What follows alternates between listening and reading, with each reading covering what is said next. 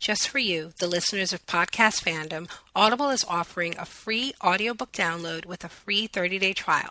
Just go to audibletrial.com/podcastfandom. There are over 100,000 titles to choose from for your iPhone, Android, Kindle, or MP3 player. That's audibletrial.com/podcastfandom for your free audiobook download.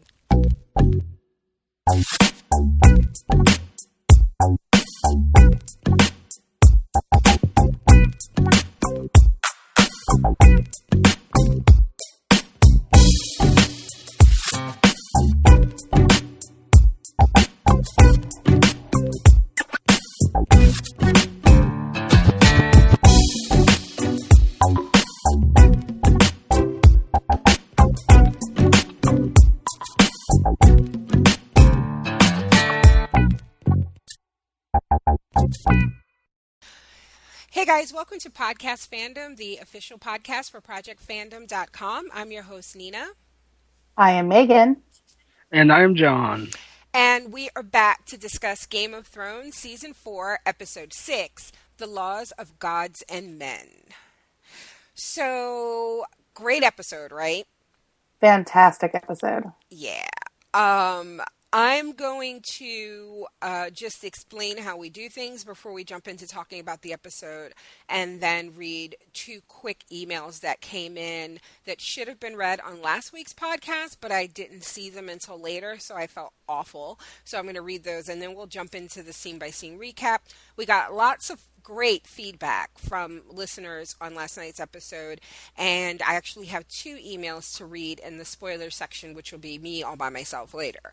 And speaking of which, just a reminder to you guys that I've read the books and John and Megan have not, so I am not going to spoil anything in terms of things that happen in the future in the books and spoil the show, but I will point out differences between the book and last night's episode, as long as it doesn't spoil anything. If you want to discuss book spoilers from the show, you can send that to me directly at Nina@ProjectFandom.com. That's Nina @ProjectFandom.com. And I read those in our spoiler section, which takes place at the end of the episode after the outro music. So if you want to remain unspoiled, you just turn the podcast off when you hear the music at the end of the show. I will say that I haven't read the books, but I have read the looks on the faces of people when I tell them I haven't read the books. And it's pretty shaming still to this day. Well, I said again, even today, I was like, they're like, you love to read. You haven't read those books? I was like, no. They're like, yeah. Well, I gotta go. I was like, all right. Yeah, I mean, it's funny because they're not bad books. Don't get me wrong. They are longer than they need to be, if you ask me. Right. There's some really tried and true fans to that entire series. Yeah, I get it. But that's interesting you bring that up, because in something that happens at the beginning of the episode, I was going to point out how book readers and show watchers, or exclusively show watchers, view the show differently, and I saw that really in full force last night, and with this episode in particular on Twitter. So, okay, so the emails that we got, there was an email from Shelley, and this was sent to me personally, but it's not spoilery at all. It's, it's a really nice email to all of us, actually. So I'm not sure why she sent it to me personally, but anyway, she says, Thanks for all you guys do to put out a great podcast. I especially appreciate that you take the time to watch the shows a few times before recording. Really adds great insight. Keep up the great work. Thank you, Shelley. Thank you very much. That means a lot, because we do try. Well, I think John admitted he doesn't watch the episodes more than once. Yeah, I don't. No, I try to. I usually am the last one that Nina and John are waiting for to start the podcast, because I'm just getting home. Uh-huh. But I always try and factor it in, because I miss stuff all the time, and since I haven't read the books, I want to make sure I get my facts straight. So yeah, and I watch them again simply because I am doing the moderating and kind of moving the podcast along, and having read the books. I know that there are, you don't have to read the books to know that there are a lot of characters, and a lot of times it's easy to miss stuff in the meaning and conversations. And this personally means a lot to me, that this bit of feedback, because I hate when the when I listen to podcasts and they haven't watched the episode a couple of times, or no, I let me take that back. I hate when they've only watched it once and you can tell that they miss stuff and they either Right. leave stuff out or they get stuff wrong, and then they base their opinions on the episode based on things like, do you know what I mean? It's like saying, oh yeah, when he said this I thought it was awful and I hate that character, and it's like, yeah, but he didn't say that. Do you know what I mean? So I just feel like I'm wasting my time. It's like, why do I have to listen to people get it wrong? I want to listen to people who paid attention, got all the facts, and then the discussion is more interesting when everybody's on the same page. So Right. thanks a lot, Shelley. And then I got we got an email at our Project Fandom at Gmail address from Tiana Weeks, and I felt so bad. This is all in regards to last week's episode, first of his name, so keep that in mind. Hi all. First off, I had a great chat with my dad about Game of Thrones this weekend. The family that watches sex, murder, and duplicity together stays together. Tiana, I feel you. I just got off the phone with my dad, and he's upset because he's like 3 episodes behind. I do not know how you allow yourself to get behind on Game of Thrones, but okay. I bet you he's all caught up on Castle. But anyway. That's what Well, Benji Castle Castle watcher. watches. Yeah, sorry. I just threw major shade at my dad and everybody who watches Castle. So she says, anywho, our discussion was great and got me amped for last night's episode. There were distinct moments last night when I forgot Cersei is a twunt. I think we all know what that means. She seemed almost human. Her conversation with Oberyn had me feeling a type of way since she was so worried about Myrcella. But I don't trust her dad-ass eyes. Yeah, there's nothing behind her eyes. And those eyes. That bitch is still evil. P.S. Twunt is a word I stole from Rescue Me. It's the combination of 2 wonderfully horrible words. Yeah, I think we got that part. I missed that show. She says, I enjoyed Marjorie's Oh, great. Give me a French word that I can't pronounce. Thanks, Tiana. What is that? Is it a tete-a-tete? Is that how you say it? Yeah, tete-a-tete. Like, yeah, had that Okay. conversation. I enjoyed Marjorie's tete-a-tete with Cersei. Her eyes said, 2 can play this game, bitch. She better watch her back. Cersei has something up her bell sleeves. Lysa and Littlefinger are gross. I can't say more on it because I'll have to relive the horror. Nice twist that Lysa killed Jon, duplicitous bitch. Oh yeah, this is Westeros, the home of duplicitous bitches. Yeah, I think that's their motto, duplicitous bitches. All of Craster's Keep stuff, damn, I loved every bit of it. Jojen telling Rast he saw him die. I think she means he told that to Carl. Bran warging into Hodor, which I was just called out for pronouncing incorrectly. Thank you very much. Stephanie, Bran warging into Hodor. Didn't someone call that last week? Yep, that would be John. All those nasty bastards dying. I have to admit that I only listened to that stuff. As soon as I saw GV for graphic violence at the head of the show, I knew I would have to cover my eyes. Can't wait for the podcast. Mrs. Weeks, aka Lady Lovely Locks on Twitter. I cannot believe you have to cover your eyes for Game of Thrones, ma'am. I'm gonna need you to man up. She's a Walking Dead watcher, right? Yeah, she watches The Walking Dead too. Yeah. I don't know how you cover your eyes for Game of Thrones, but you can watch. Well, maybe she covers her eyes for Well, you know what? I'm sorry. I apologize for saying that because I've said before in different podcasts, the first season of The Walking Dead I watched standing up in case I had to run. Yeah. So, I have no room to talk. Okay.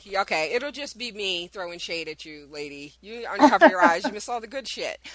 So that's it. Those are the 2 emails I wanted to read at the start of the show. So let me get your overall thoughts, and then we'll jump into a scene-by-scene recap. So, John, what did you think of this episode?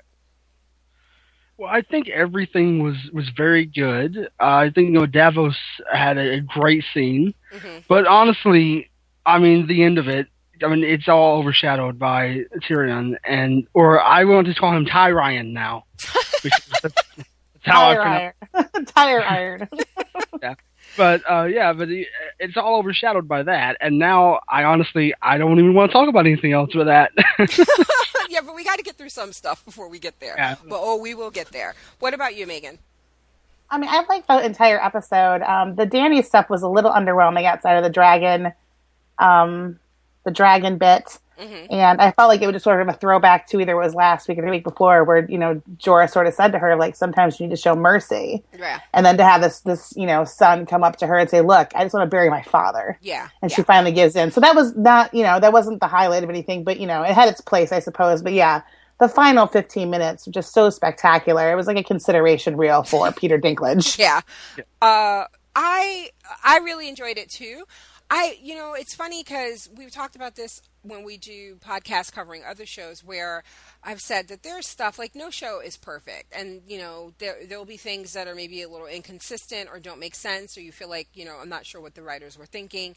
And apparently this is harder than it looks, because I still can't get over the fact that in episode 3, the people behind the show don't feel like Jaime raped Cersei in the Sept.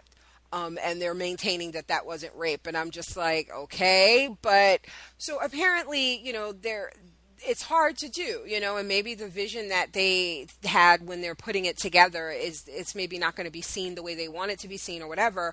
But that being said, people are saying like they think this is the best episode of the season so far. I don't know if I agree with that, but again, we've said this with other shows. Sometimes one scene is so great, it kind of bleeds into your opinion for the rest of the episode where you're just like, that was the best thing ever. And maybe it really wasn't. But so I feel like that's a lot of that for people. Like when people say that they think it was the best, I just think that scene with Peter Dinklage at the end was perfection. I was in tears and I had goosebumps, and I stood up off the bed, and I was looking at my husband. I was like, you don't, because he hasn't read the book, so I'm like, you don't even know how huge this is. Like, this is, they nailed it, and it's so good. And yeah, so I can see where people think that, but I will say, I still maintain, for me, I think the season premiere was just really well done from start to finish. So for that, I think that so far has been the best episode of the season, but damn, this was a pretty good episode. Yeah, I mean, like, and after the episode was over, like, you saw people who don't watch the show just, like, going on with their night, like, as if it just didn't have the most awesome thing ever happen. I know. Like, they just walk around like they didn't see that. Yeah. Like, how do you not know? People were still, People like, at 10 o'clock at night, was like, yeah, happy Mother's Day. I was like, fuck your mama. I was like, did you see what Peter Dinklage just did? Fuck your mama and her cupcakes. That's right. No, I get it. It's, when I'm live tweeting it, when I see people like that I follow, fly by on my stream and they're talking about like Real Housewives or right. I have a lot of those too. Yeah, I'm like, what the fuck are you people doing with your lives? Like, you're making all the wrong life decisions. If you're watching that over Game of Thrones, I don't care if you watch it in addition to, but you need to be watching Game of Thrones live. Okay, so let's jump into this episode. The opening, we got a new location, Braavos. That's a badass place too. I know. I was so like, this is, I think, one of the advantages. Besides, there are people who say that book readers are, I hope I'm not one of them, that is kind of like smug and all of that. Like, we know something you don't. I honestly don't feel that way. I do feel like there's a layer that's missing, that I feel like I enjoy the show more because I've read the books. And so this is part of it, that kind of like, when we know things are coming and locations, do you know what I mean? So if you've read the books, you've been dying to see Braavos, and it just looks fantastic. That was a great shot. And I bet that this episode really used up a lot of their special effects budget because they had the dragon and they had that city. Yeah. With the big Colossus of Rhodes statue up there, so it's like, Yeah. The whole rest of the series will be those shots that they had of Tywin Lannister just from the neck up. It's like a blue screen behind them. Just like we won't even see anything else going on. And that's fine. And that is totally fine. But yeah, so in the opening montage, the credits, I liked I don't know, did you guys notice where it's like, it was like a coin kind of like going down. Yeah. Did you notice that? It was really, really cool. And of course the big statue. I just loved it. It was great. So, but the episode begins proper with Davos and Stannis, and they are sailing into Braavos, and they sail right between the legs of that huge statue. And I was just like, I want to go there. I know this place doesn't exist. I know this is CGI, but fuck it. I want to be where that is. But they pull up. I gotta think that statue's coming down at some point. Just because it's there, and I Really? mean, why? Yeah, why would they use the CGI budget to build that statue if they're not going to destroy it? I mean, I just think it would make sense to me if it was. For it to just like collapse one day, like Yeah, like Saddam Hussein. I mean, like the real Colossus of Rhodes. Like, Right, mean, there you go. Yeah. There you go. Yeah. So they're there to meet with the Iron Bank representatives, and the first part of this scene is them waiting, and they are waiting, and Stannis is clearly not happy. They've been waiting for a while, according to him, and Davos tries to make small talk, which Stannis cuts off with the most terrifying look on his, like, the look he gives, and I think he kind of does something where like he like rolls his tongue around in his mouth, and I love Stannis, and I know a lot of people don't, and they don't get why the people who love Stannis love him, but it's scenes like this where I just love him. He's so. Oh, anyway, I'm sorry. I'm just going to go off on a tangent. But yeah. Do you want me to do something to the other hand? Well, then shut up. Yeah, right? Exactly. But he's like, I don't know. I love him. He's so black and white. Like, you know what I mean? Like, even sometimes where it's like a fault for him. Do you know what I mean? But I just love him. But anyway, so the bank representatives come in. They're headed by, Tycho Nestoris. Hopefully I'm saying that right. And he's played by Mark Gatiss. That's right. Yep. Yeah, which was huge when he was cast, and there was a lot of speculation, like, who is he going to play, you know, and so now we see who he is. And long story short for this, they deny Stannis' request for a loan. And Davos then pleads Stannis' case. And what he brings up is basically Tywin Lannister is old. He's going to die. Well, Tywin is what they say, 67? 67 is what they say, yeah. Which isn't really that old, but I guess in Westeros time. Shit, in Westeros, that's like you've had 9 lives. Yeah, basically, yeah. The fact that he's still like walking around is amazing. But yeah, he brings that up.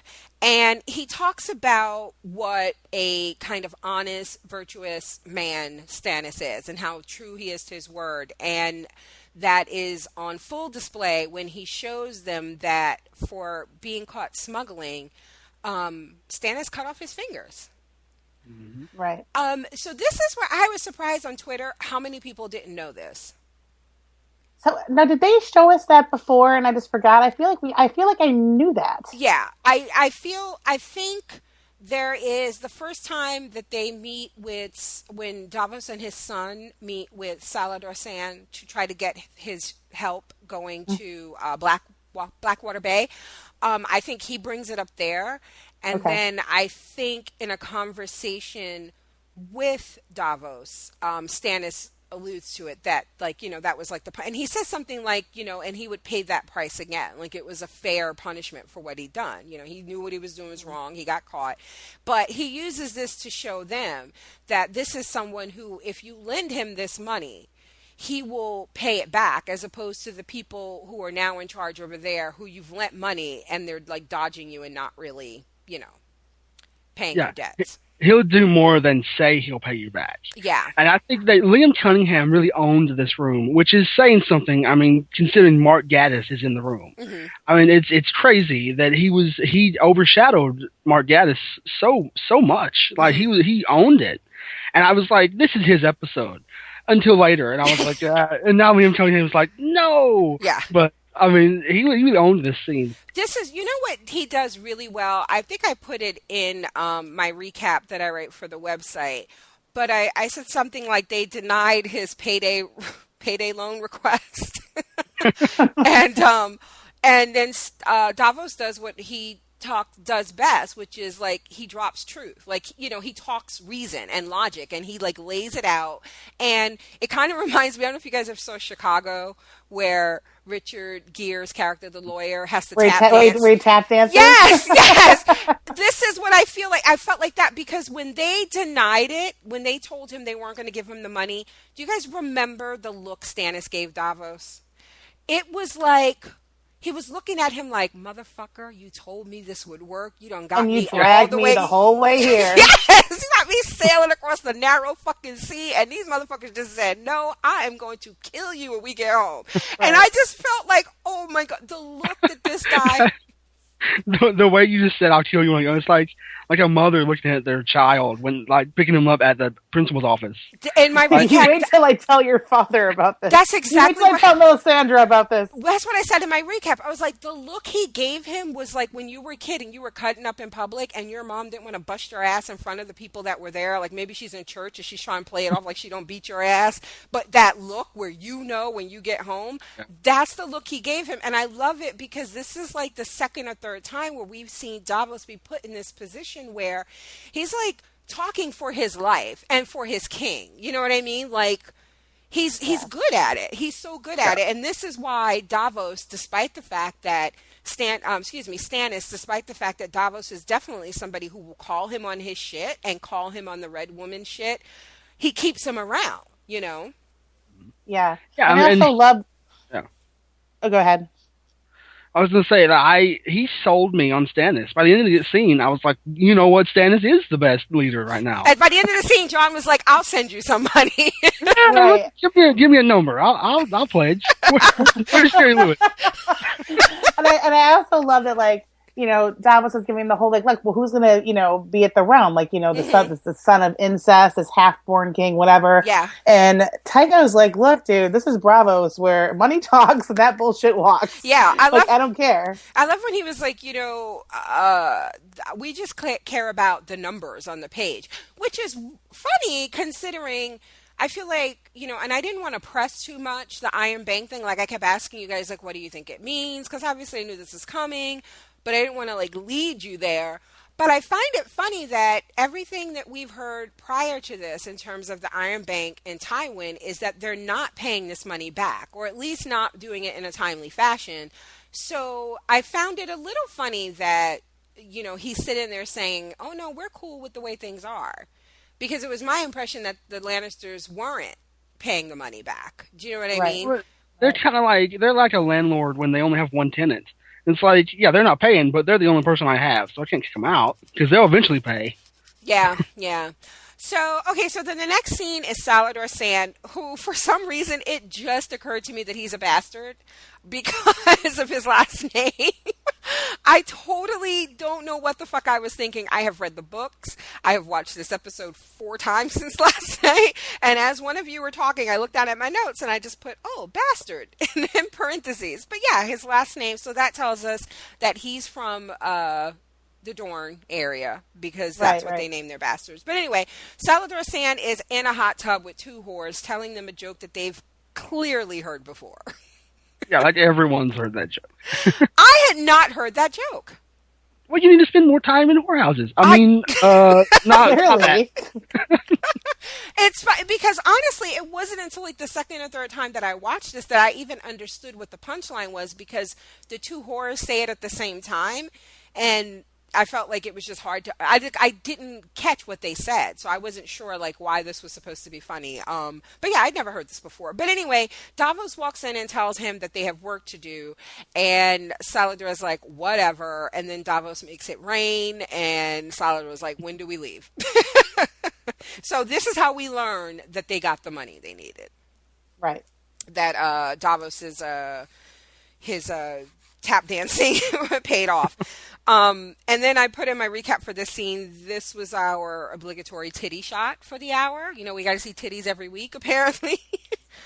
So then we're with Yara and the Ironborn that she took with her to rescue her brother. And they're on the ship, and she's reading the letter that Ramsay sent her father. And she's doing this clearly to get her men pumped up and outraged and just remind them why they're doing this and what this person that they're going to attack thinks of them. And while this is going on, Ramsay is in bed having sex with Miranda. Some more titties. More titties, yeah. So Megan. Yeah. Oh, okay. I don't. Do you need a moment? Like what? I was right in the middle of something. So yeah, I was just like, you know, we said this before. Everybody is creeped out by Ramsay because he is fucking creepy and he's psychotic. But we love the actor, so it's like I try to forget all the crazy shit he does. I know, it's really hard to forget that because that's all he's done so far is really crazy shit. I know. But also, he's still kind of hot. Yeah. he went down, like, grabbed her ass. I was like, yeah, that was kind of hot.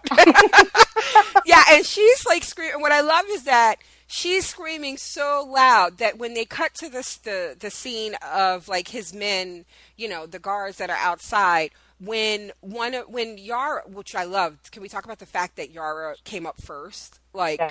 that's awesome. I love her so much. But I feel like Yara is like what Arya will be like when she gets older. I was thinking that last night, and I think even her name, they have the same letters in the name, so it's like I Yeah. think it's intended for us to Ooh, think. foreshadowing. yeah, although I will say that wasn't her name in the book, so. Oh, that's right. It's different. Yeah, it's different. It's Asha. I love that she The pulled up. I show. love that she pulled up first. So I agree with you. It's like she comes like right up in there Yeah. and just starts to like bust shit up. So we knew what was going to happen, but for some reason I didn't expect it to be her, the leader, coming up first. But I guess that's why she is who she is. But yeah, so you can hear her screaming. Like I was just thinking, like the guys who are out there on guard, like they could just hear her screaming, like And then Lysa Aaron.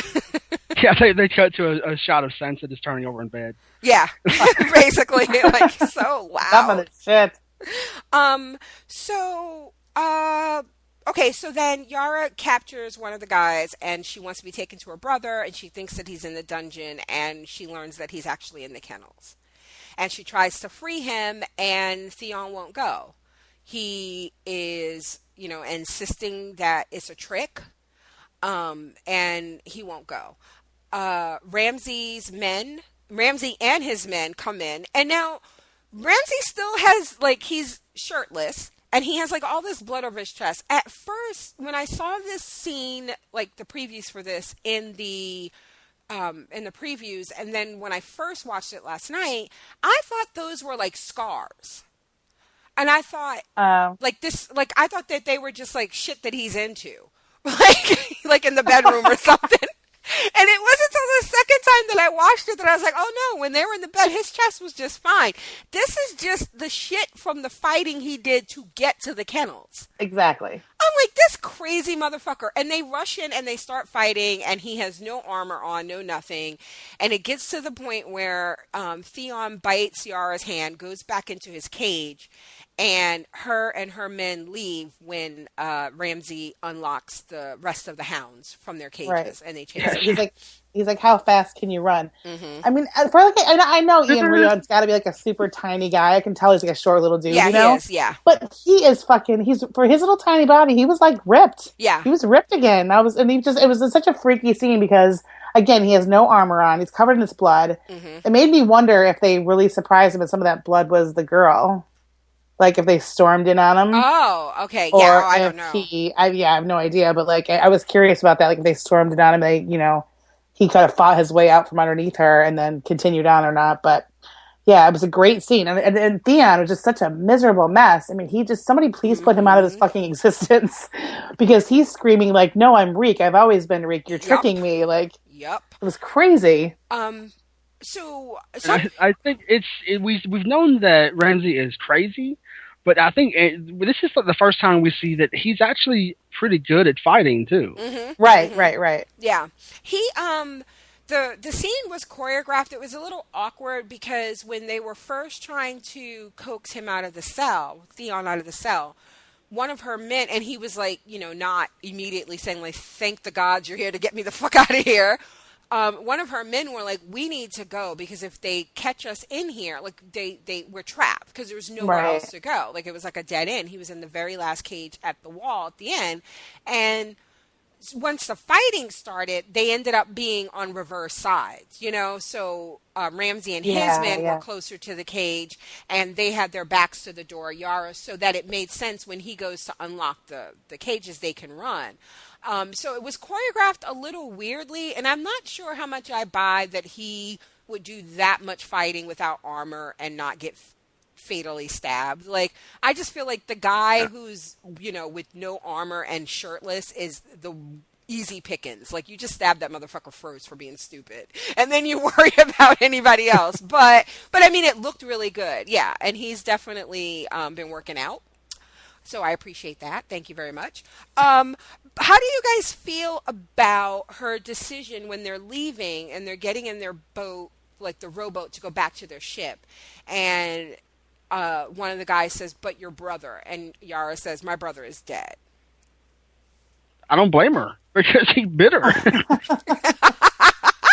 Yeah, I'm a little split because on the one hand, I was like, she knows that he's been through some serious shit. Like they mailed you his dick, so And she came all that way. yeah. Now, So granted, she was losing the battle and she had to get the fuck out of there. But I'm like, she came all that way, and to tell like her own men, like, say, like we'll be back or something like that. She's like, no, he's fucking right. dead. Forget it. Yeah, I'm of two minds on this, and I was thinking about it last night. I think I actually said to my husband, on the one hand, she knows that they cut off his dick and they sent it to her. So she had to know that he's in, like, she wasn't going to go there and find him being like a regular prisoner, right? Like, he's clearly been tortured.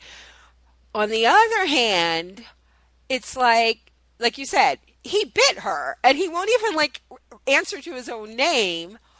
And then I said to my husband, and on the other hand, he was like, "Well, how many hands do you have?" but seriously, I was like, but then it's like you came all that way, and yeah, so I don't know how I feel about that either. Seriously though, the way that I read that scene and her line wasn't that she was saying he's dead to me like she was mad. I think she was actually saying he's dead, like he has been killed. Oh no, I get that, but I just don't. I mean, I don't. Yeah, but I don't think she was saying it because she's. You know what I'm saying? Yeah, I don't think she was saying it because she wants to leave. I think she's just saying it because she's accepting it. Okay, I see. Okay, so you think that she'll come back? No, I don't think so. Okay, so Reek is rewarded for his allegiance with a bath, and we get the impression this is clearly like the first bath he's had in forever. When he started disrobing, I was like, please don't let us see some CGI mutilated penis, because I don't want to see that. I said to my husband, I was like, are we going to get to see the nub? Are we going to get to see the nub? Oh,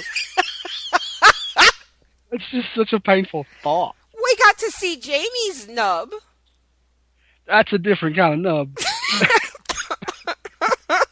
Yeah, no, we were spared. But yeah, so he gives him a bath, and this is like classic abusive behavior, right? Like you get them so broken that they won't even recognize their own name. They won't allow themselves to be rescued, and then you reward them for being so broken, you know? But he wants something, and he tells him, "I need your help taking this castle." And so I need you to do something. I need you to pretend to be someone you're not. I need you to pretend to be Theon Greyjoy. So what do you guys think that's about? Like what? I don't know. Like what castle? I asked my husband last night. I was like, "What castle?" He goes, "I don't know. Castle Black." I was like, "That's at the wall, Donnie." Like. He's like, I don't know all the castle names like you do. Honestly, I wasn't thinking about what castle. I don't really care.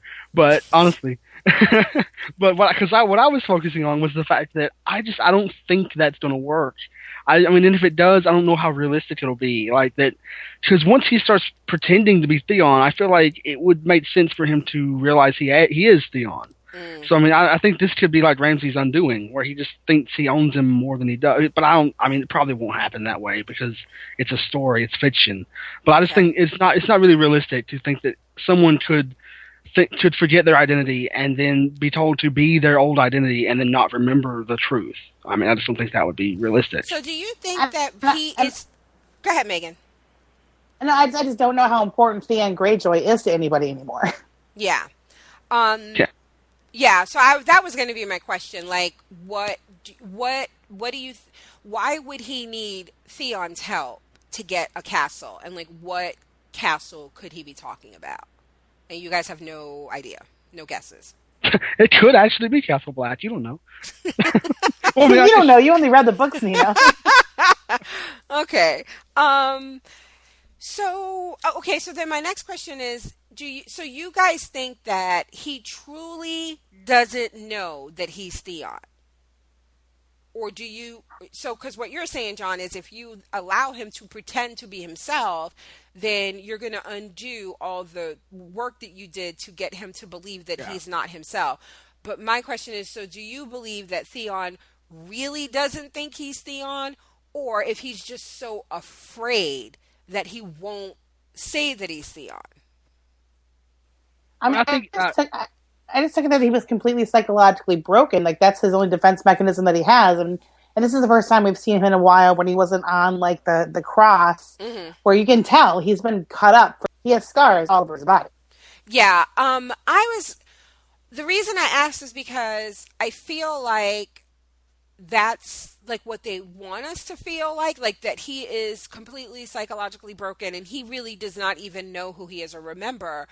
But I feel like the second episode of the season when he's shaving Ramsay and the whole point of telling him that Robb was dead was to show that that information still means something to him and yet he's not going to hurt him. Do you know what I mean? And then they asked him pointed questions about not just what he did or didn't do to the Stark boys, but then they said, well, where are they? Do you have any ideas? And he had the presence of mind to say, they could have gone up to the wall because their brother, Jon Snow, is there. Do you know what I mean? So I don't know if that necessarily, for me, meshes with someone who honestly doesn't remember who he is. Because clearly you are treating him in a way that you know that he remembers who he is and what things and people mean something to him, or else the whole test of bringing up Robb wouldn't matter.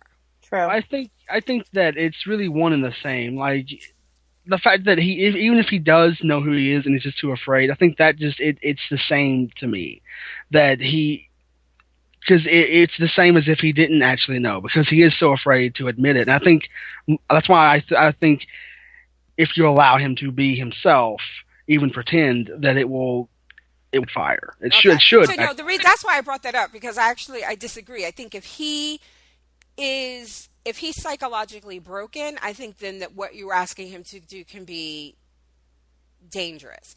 But if he's not, if he's just scared and just pretending, then it's not going to matter. Because if you constantly have him in a position where he's too afraid to do anything other than what you want him to do, then it doesn't matter. Do you know what I mean? But I guess really it just boils down to what is it he's going to do? Like, where is he going to send him? Is he going to send him off to be Theon unguarded? Do you know what I mean? Then that could be a problem, because the first time that he's in a position where he's not afraid that you're going to just show up and cut something else off, he's going to be Theon. Do you know what I mean? So, but okay, curious. Like I said, I just thought it was curious that maybe he takes his dad's castle. Maybe that's what he's going to do. I actually just thought that. I thought maybe he wants to take over, his own house. Okay.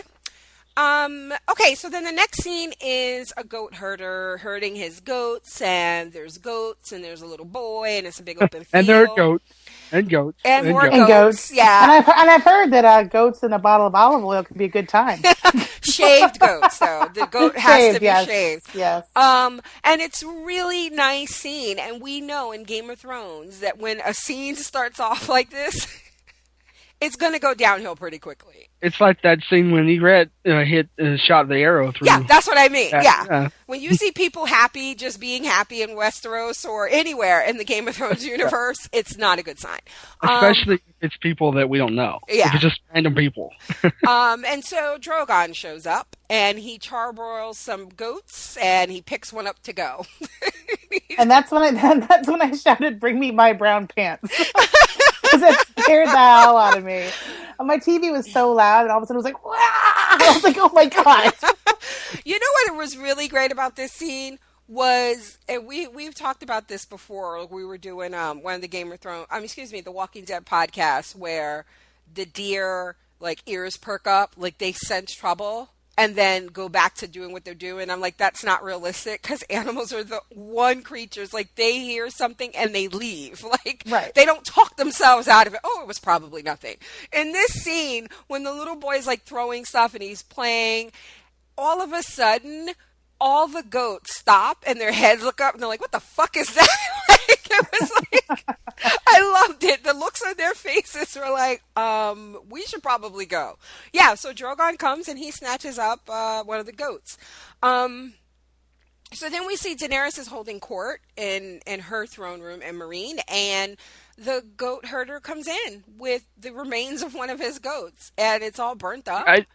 When he came in, though, I thought it was going to be his son's remains. That's what I thought it was going to be. Oh, okay. Yeah, well, when they showed the bones, I was like, "Is that a rib cage?" And I think it was, but this wasn't a human rib cage. Yeah, because they make sure to show like the horns. Yeah. Right. And so, he has nothing because her dragons came in and fucked shit up. And she tells him he'll be compensated 3 times their worth. And he's really happy with that, and he leaves. And then and then his Darzolorak comes in. And he's there to plead for his dad's body.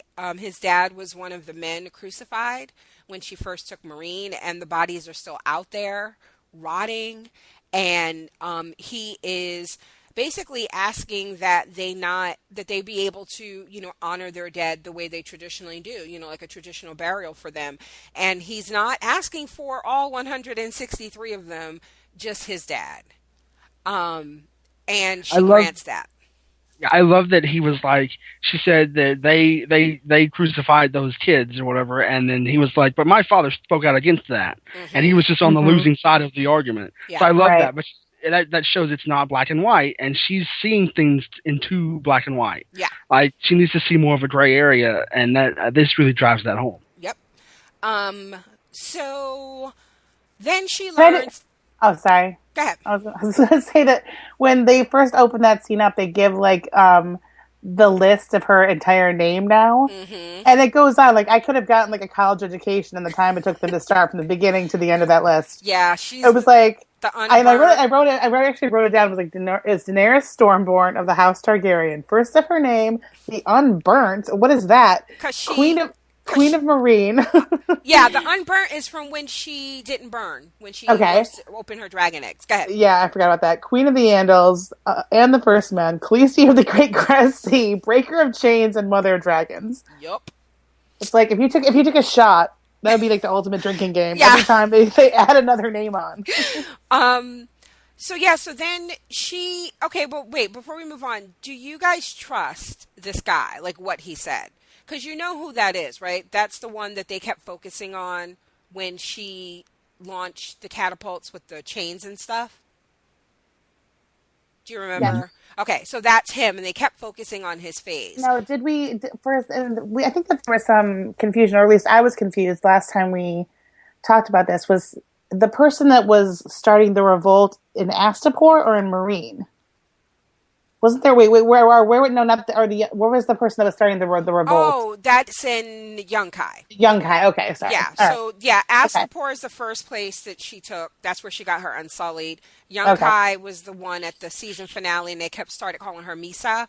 And that's where Cleon the Butcher is currently. Right, got it, okay. Yeah, and now she's at Marine. And so this guy was there when, one of the guys up on the ledge when she was launching the catapults. And so basically, I felt like there were a couple of things that he said that they were like on the verge of like he's walking a fine line. When he said something like, I hope you never have to witness one of your family members being treated with such cruelty or something. And I thought, I don't know if you want to lead with that. Like, that's, if you're in here to ask her for something, I don't know if you want to say it that way. And then he said, when she was just like, she had her reasoning, and then he came back with something else. And then he goes, what's done is done.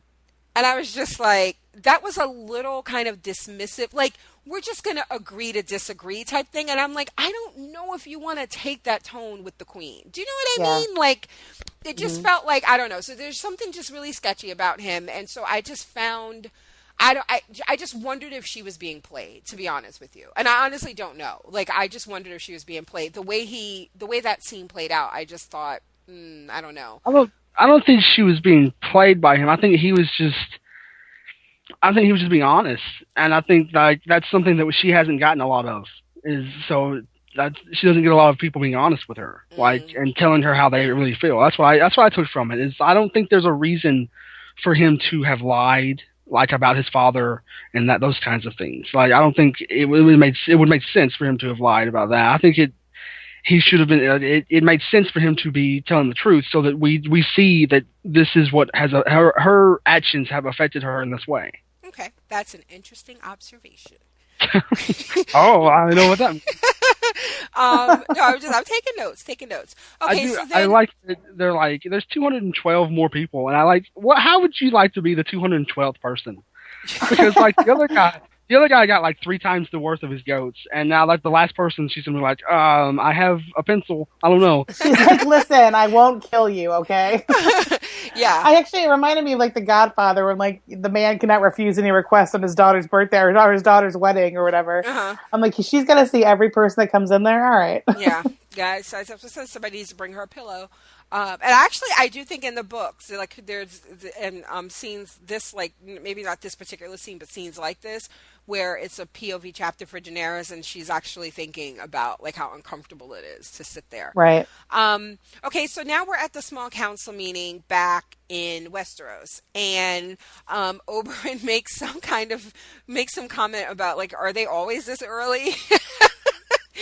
And there is brief talk of whether or not he's going to be named is he sitting, because he's now in the small council, like, is he going to be master of coin, master of ships? And Mace Tyrell quickly jumps in and says, yeah, no, I'm going to be master of ships. Lord Tywin and I have already discussed this. And when Tywin walks in, did you guys notice Oberyn is the only one who didn't stand up? Oh, Of I course. actually did not notice that. Yeah, loved it. Great. So Varys gives a report, and there are two things that we learn. One, the Hound has been spotted in the Riverlands. There's a lot of fuck the king going on coming from the Hound. And Tywin says that they should pay 100 silver stags to anyone stupid enough to try to take him on. And okay, so before I move on to the next thing, I found it interesting in this. There was no mention of Arya. There's no mention that he's traveling with a young girl.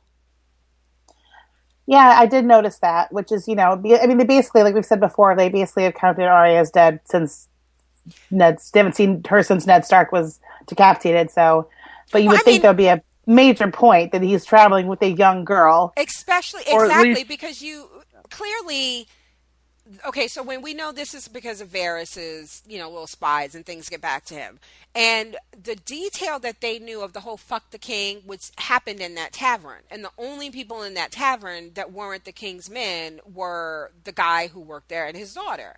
So you would think if he's going to say to Varys, or one of Varys' spies or whatever, he was in here, he was saying, fuck the king, he killed 5 of the men. It'll be like, oh yeah, and he's with this young girl, and she killed 2 of them too. Like, do you know what I mean? You would think, so I'm not saying that they would know it's Arya, but you would think that that would be part of the message. Yeah. Or do you think Varys is not bringing it up? Maybe not bringing it up. At the very least, they could have said he had a squire with him if they thought it was a boy or something, but... Yeah, that's what I was going to say. Is that I think that at the very least they should have said it was a boy, because the whole time people have thought Arya was a boy. Like that's in a plot point. So I think that it would make sense for them to at least say, oh, he was with like a little boy. Yeah. And again, it could be that they did mention that and he's leaving that out. Varys is. True. Okay, and then he tells them that Dany has taken Meereen, that she has an army of 8,000 Unsullied, 2,000 second sons. She's being counseled by Jorah and Barristan, and she has 3 dragons. Yeah, that too. Yeah. She's doing well for herself. Pretty much. And I love that Cersei was trying to be unimpressed. But there was something about when he said she's taken the city and she's ruling as their queen, the shot of Cersei, because I just knew that's what Cersei wants. Like, Cersei wants to be the queen, I just love the fact that she knows that young Daenerys is over there, like, truly making decisions and being a queen. This child. Mm-hmm. She's like, oh, I didn't know that was an option. I could do that. Right. And then I love that they do address, Tywin acknowledges that firing Barristan was stupid. Like, that Joffrey was stupid to do that. So this is another example of like all the stupid shit that Joffrey did, it coming back to like, And let's see what else. Oh, so then he asks, Tywin asks Varys if he has, if he has someone that can get into Meereen. And because he realizes she needs to be dealt with. And he says yes. And then he tells Mace to go fetch a quill and parchment. And Mace practically fell over himself to go He's get like, it. right away. And then, like, you could see, like, everybody rolls their eyes, like, this motherfucker. It's the Mace complete is a Mace. opposite of Oberyn. He's like, he Oh, just has to totally. be there. Yeah, yeah, exactly. Mace is an odd looking character too. Like he sort of reminds me of like the mayor of Munchkinland. Yeah.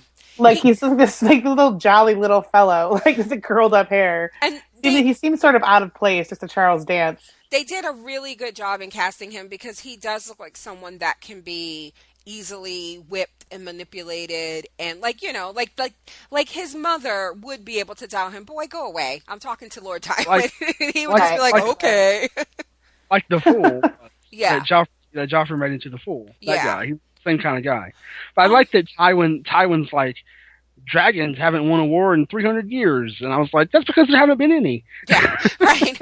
But once you have dragons, you're pretty much guaranteed a victory. Yeah, I mean, like, the last time anyone had any, they won. Yeah. And then I like that Oberyn talks about like how the Unsullied are impressive. Not so much in the bedroom, but um, okay. So then we have Oberyn talking to Varys, and this is a really interesting conversation because he rightfully is able to pinpoint that Varys is from Essos, which is that whole, all those free cities over there. And we learned that Varys doesn't like boys or girls because he wants him to come party with him at the brothel and his paramour, and we'll get you some boys. We have some on retainer. And Varys, says he doesn't like boys or girls, and he's seen what desire The makes desire. people do things. Yeah. And he goes, the absence of desire leaves one free to pursue other things. And when Oberyn asks, such as, he just kind of looks over at the throne and walks away. So do you think that, so Varys is never going to be king. I mean, that's oh yeah, crazy. no. So my husband actually walked in. I can always tell when he's been talking about Game of Thrones at work because he came home today. One of the first things he said was, "So Varys is from over at Essos," and I'm like, "Yeah, they mentioned that last night." And he was like, "But what? Why?" He's asking me all these Varys questions, and he's unspoiled. Like he hasn't read the books. So I have to be really careful with how I answer them. But I thought he had some really interesting questions, and the first one that I asked people online last night on Twitter. Do you guys think when he looked over at the throne, do you think he wants to be king? I don't think so. No, I don't think so. Okay. So what did you take that look to mean? He wants to be powerful, and to be powerful, like kind of the way Tywin is behind Tommen. Like he's not king, but he's powerful, and I think that Varys wants that power. Is what I think. You don't have to be king to be powerful. Who do you think Varys wants to be? Because clearly he didn't like Joffrey, right? Right. Who do you think Varys wants to be king? Wait, did I ask that right? Who do you think yeah. Did I ask that right? Who do you think he wants to see sitting on that throne? If he doesn't see himself there. Honestly, I wouldn't think he cares. I wouldn't think, because anyone that he can manipulate he doesn't care. Do you guys remember a conversation he had in the first season that Arya overheard? Who was the conversation with? I mean, it's not a spoiler because it happened in the show. I just didn't know because a lot of people don't remember that. My husband totally was like, I didn't even know that happened. So in in the first season, when Arya was running around chasing cats, remember Serial told her to like practice trying to catch cats, and she chased one down into the room where they took all the dragon heads that used to sit in the throne room, Right. and two people came in and she hid, and she overheard two people talking, and it was Varys and Illyrio. And Illyrio is the one who brokered the marriage deal between Daenerys and Khal Drogo, and he's also the one who gave her the dragon eggs as a wedding present. And their conversation was something like, I can't remember who said what, but one of them said, we're not ready for a war yet. because they were talking about how Ned was asking all those questions, Mm-hmm. and and then the whole thing with his wife taking Tyrion, and they were like, yeah, shit's about to get real. And one of them was like, yeah, but we're not ready yet. And then one of them said, one hand died, why can't another? And then they kept walking, and then that's when Arya ran to her father and said, they were talking about you, but she didn't know who they were. So we saw the conversation, we knew who they were, but she went to him, and I think she even asked one of the guys something like, how many men protect my father? Because she was really scared, because she heard that. Right. So yeah, so that's the kind of stuff where I feel like if people haven't read the books and maybe you don't remember from the show, sometimes certain conversations you don't get the full, how important they are. So I feel like this conversation between him and Oberyn was really, really important and kind of powerful. But I was just surprised again that there were people on Twitter who didn't remember it. My husband didn't remember it. So I think that, so if you just think about that, and maybe that would answer All the right. question of what that look to the throne meant. Right. Um, As far as Varys goes, like I actually had in my notes about something later that he says to Tyrion in the courtroom where mhm. I couldn't figure his angle out. Okay, well, we will get there So because now we're moving on to the trial. yes. So Jamie escorts Tyrion into the throne room, which is where the trial's going to take place. Someone yells out Kingslayer. I was like, who are they talking to? Because there are two. There are two of Yeah, I them love there. that. I love that. I feel like that was a nice touch. Uh-huh. I don't know if it was in the book or not, but I mean, that was really nice because they are both Kingslayers according Uh-huh. to the Yeah. public. And 99.9% sure they were talking about Tyrion because you would not have the balls to yell that out to the Lannister head of the King's Guard, But it Or is a very nice touch that that was done, and because Jamie brings it up later, talking to Tywin. maybe there was someone in the crowd who has been waiting and wanting to yell Kingslayer at Jamie, but they couldn't. And now Yeah, this is their one opportunity to yell it and then blame it on Tyrion. yeah, I blame it on anybody, right? So then we go through what I refer to as Tyrion's greatest hits. I mentioned this a couple weeks ago that I have recently gone through and rewatched the first three seasons. And even if I hadn't read the books, every time Tyrion did something that made us cheer and love him, I felt like, oh, I can see where all this is going to come back and bite him in the ass. Like, it's different seeing it than reading it. And sure Yeah. enough, right? Oh, God. So here's the deal. Most of the things that were said about him were kind of true. We're true, Yeah, yeah. there was some exaggeration and some flat out lies I and mean, some speculation. outside of shame, but it's like, yeah, he did slap Joffrey around. He did say that to Cersei. Yes, He, he did pretty much punk him out in front of Mary. He did all those things. he Yeah, totally but did. Cersei did stop short of telling the whole truth, though. Oh no, of course. But what I'm Oh yeah, saying is that this is the whole point. I read a really interesting article earlier about how Tyrion is actually playing the Game of Thrones worse than Ned Stark did because when he got there, one of the first things he said was, "I'm not Ned Stark," But it's like you were basically in the same fucking position. Like you are a verdict away from getting your head chopped off.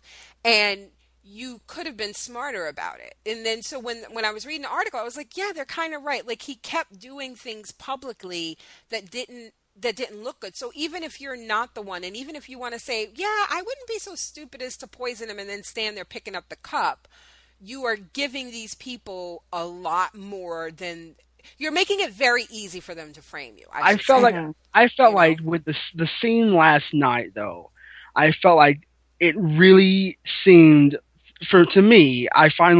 It clicked for me at least that Tyrion has been living his life like a Lannister, and he even though he's like we don't see him as being a quote unquote Lannister the way that every other Lannister is, but I feel like Tyrion has been living as if he was like he's been because he is a Lannister, and so the fact that he is a little person, he hasn't really lived that as much as you would think someone in the situation wouldn't live that.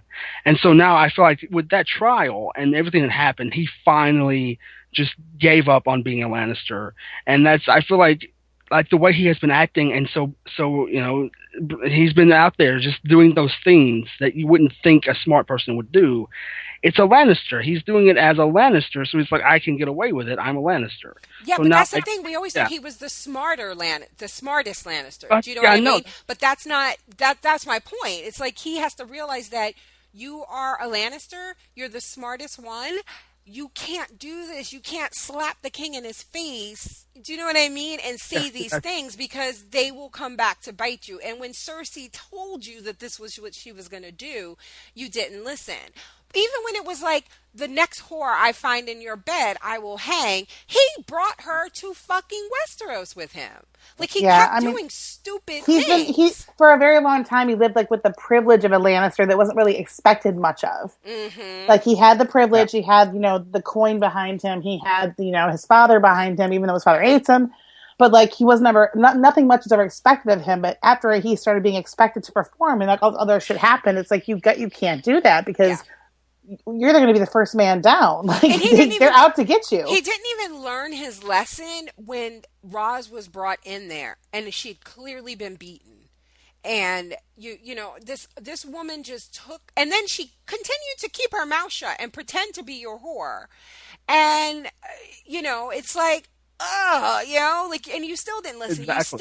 You still kept Shay around because you thought you were smarter than them, but he wasn't playing it smart. So it just struck me that all the stuff that they testified to, the majority of it was stuff that he actually did do and say.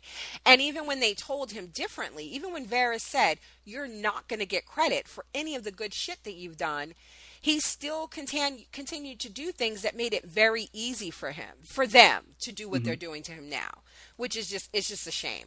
So basically, Sir Meryn Trant testifies about him calling Joffrey names in the throne room.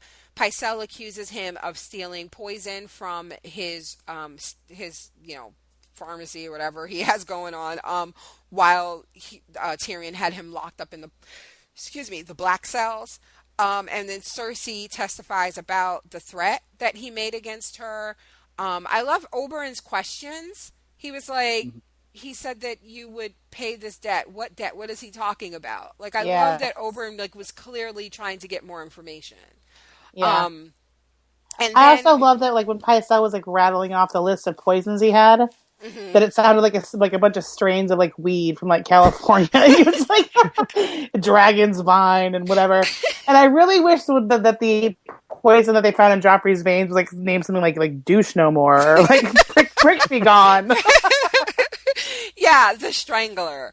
And I love when Pycelle says that Tyrion used the poison to strike down the most noble child the gods ever put on this good earth. God. I was like, everybody should know everything out of this man's mouth is a fucking lie. Yeah, like, you just discounted, even if you believe the other stuff, once he said that, it would have been like, motherfucker, please. And at that point, everybody did kind of like chuckle, like, that's not true. The whole audience is like, we threw shit at him as he was walking through the streets. Like... So then, Jaime, so they break for like lunch or something, and Jaime strikes a deal with his father. He says, when he is found guilty, if you will just have him sent to the wall, spare his life, I will leave the Kingsguard. I will go to Casterly Rock. I will get married. I will have children. I will carry on the Lannister name. And those words didn't get out of his mouth fast enough for Tywin to go, okay. Yeah, he was like, done. Which I love, because somebody else said this. I think it was some of my friends with Kurt. Kurt was like, yeah, I wish that Tywin was acting more like he knew Tyrion didn't kill his grandson, because he expected Tywin to be a little smarter than that. Like, I don't know, like his take on it, and he's not a book reader, was like, I wish Tywin wasn't just being so condemning seeming so condemning from the very beginning, because he knows Tywin's a very smart character, just to be like throwing Tyrion completely under the bus. And he just didn't really appreciate it, I guess. So that's an interesting observation. But I saw under the bus, yes, out the moon door. I saw Tywin's actions as, like, he got exactly what he wanted. Like, what he wanted was for Jaime to do that. That's exactly what he wanted. Like, so he's been treating Tyrion this way because he wanted Jaime to come to his rescue. Okay. I feel that's what I got out of it. Really? You think that Yeah, he's that like thinking that yeah. far ahead? That's what I was. That's what I when he, as quickly as he was like done. You're. That's exactly what I want. That's what I thought. He was like, that's exactly why I'm doing all of this. Is because I wanted you to do this. I see. I don't think that that's why he's doing it. I don't think that he cares about Tyrion. I think he wants to get rid of Tyrion. I think that he was kind of hoping that this would happen. You know what I mean? And then, okay, great, two birds with one stone. But I don't think that this is why he is putting in, the work that he's clearly put in to making sure this man is found guilty was so that it would prod Jamie to like have a change of heart. I don't know that I think that Tywin is that smart, but I do think that he is smart enough to know that the moment, like you said, Jamie offers that shit up, you snatch it. Like, and in a way, he still gets rid of Tyrion, right? Like, I don't know I don't know if I think he cares one way or another if Tyrion lives or dies, but I do think he wants to be rid of him. So him going up to the Yeah. wall is, fine for him. But I think Cersei cares. I don't think Cersei would be down Oh, with sending him to the wall. Like, The no, no, way no. Cersei wants his head on a spike outside the gates. Well, I think that Tywin he doesn't care if Tyrion lives or dies, but he doesn't want to kill him. He doesn't want to be the one to like behead him, So he's like he'll send him to the wall. I think, and I came to that conclusion because I feel like that's why he put Oberyn on the council or whatever. Because Oberyn, like when Tywin planned to offer up mercy and send him to the Mm-hmm. wall, I thought Oberyn would be like he would be the one. Like Tywin knew Oberyn would be okay with that, and then it would be two if even if the other guy was not okay with it. It would be 2 against 1 to be okay with that. You know what I mean? So I felt that's what I Yeah. thought. So I Okay. thought that Tywin put Oberyn on there because he knew Oberyn would be sympathetic to Tyrion, so that Um, they knew that he would be able to not execute him. why, how would, why would Tywin think Oberyn would be sympathetic to Tyrion? Because he's exactly like Tyrion. Okay. Second son Yeah. sympathy. Oh, okay, interesting. I just don't think that they've shown anything that Tywin would think that Oberyn would have any kind of like. I think I think Oberyn could be a wild I card, think you though. guys are thinking Tywin's a lot smarter than. And it's funny because your friend's feedback is like the complete opposite of that. But yeah, I'm just surprised that you guys think that Tywin's is this forward thinking. But because I mean, that's a lot of for that to be, and I'm not saying it's right or wrong. I'm playing devil's advocate because I'm asking questions based on clearly only what we've seen in the show. That is counting on a lot of things to go his way.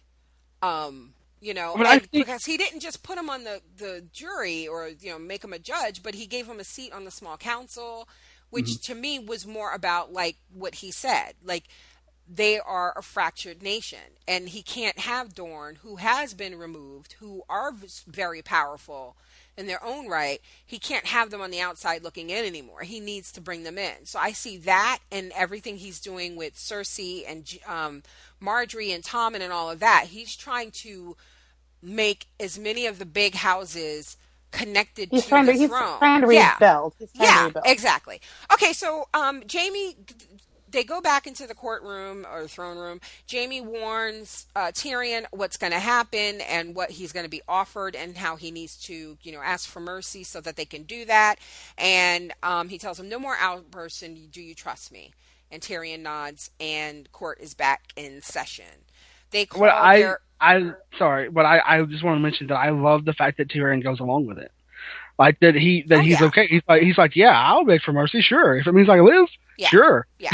And to me, it just shows that he trusts, he Yeah. does trust these two. I felt like a lot of what was happening in this episode, if people didn't get it before, if they thought that, Jamie's affection for Tyrion was just maybe that he felt sorry for him, Right. no, he truly loves his brother. He does. Yeah. So Not as much as he loves his sister, but that's a in a different story. totally different way. So then they call their last witness, and it's Shay.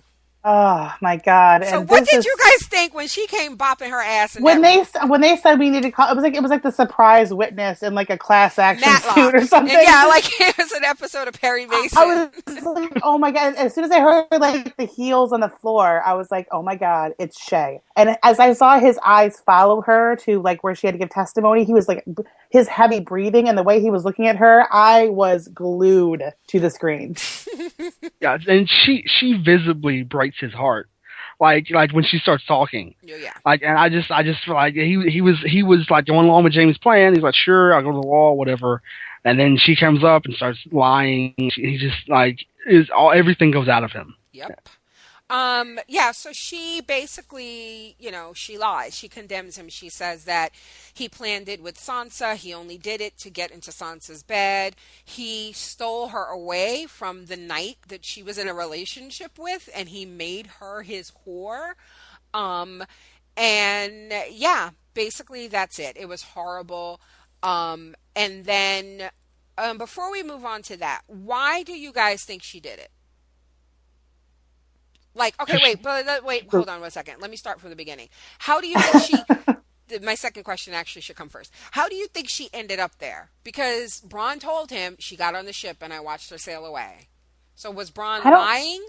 I don't know. Man, I see. Here's where I'm wondering about Varys again because Varys had testified before this, Mm-hmm. and I just don't know where the hell he's coming from or what he's going to get out of this because we know Varys is the one that tried to offer the jewels to get off the island in the first place or whatever, or to get out of there in the first place. Mm-hmm. And then when Tyrion said, "Can I ask him one question?" He's like, "Have you forgotten that you said you would never forget me and the history books would never write about me?" And Varys is like, "Sadly, I don't forget anything." So I Yeah. couldn't tell if he meant that out of regret, like I'm sorry I'm doing this to you, Mm-hmm. or if he was trying to get back at Tyrion for something that I just couldn't remember. So Mm-hmm. my first thoughts went to maybe Varys had something to do with intercepting her getting on that ship or getting off of it or whatever. Okay. Um, Yeah, my thoughts weren't to Braun lying. I just assumed that they intercepted her after Braun let her go. Like that's just what I thought. okay. And so why do you think she's doing this? Are they threatening her? Are they paying her? Or is she just pissed because he dumped her? I can't see her being swayed by that much. I mean, how much money are they paying her? I mean, I was surprised because the way she was delivering the testimony, she wasn't seemingly delivering it in a lot of spite until the very last line where she was like, "I'm a whore," remember? Mm-hmm. Up until that, she seemed to be very matter of fact about it. Like in her own head, she almost believed it or something. It didn't seem so contrived, so I was confused as to why she was doing it. I mean, I maybe she came back on her own. Maybe she did that by herself because she was so That would be mad. stupid, I but was just she's gonna say that's stupid. the Yeah, stupidest shit yeah, But ever. she's an it was. idiot, so That would just be Yeah, that she would is. be the only thing stupider would be like Sansa coming back. Like, hey guys, what did I miss? can I um, offer any input? yeah. I mean, So she's definitely not there on her own, like, recognizance. Like, yeah, she's, yeah, I yeah. don't know. Well, wait. I'm going. Yeah, yeah, yeah. You think so? You don't think she's there on her own? Like, you don't think she was No, stupid enough to come back and say, "Hey, how can I be of help?" I I heard you have the half man on trial. no, I don't think so at all. I don't think Okay. so at all. I mean, I'm not sure who's behind it. It could be Peter Baelish again. We know he's up to a lot of shit. That I don't guy. know, but the way she was delivering the testimony seemed weird to me. It seemed like it was like she was reading a script, and it wasn't until the very end where she let out that very hurtful line, like "I'm just a whore." Remember? Well, I will say that I had said this before. I think I'd written into the Bald Move guys.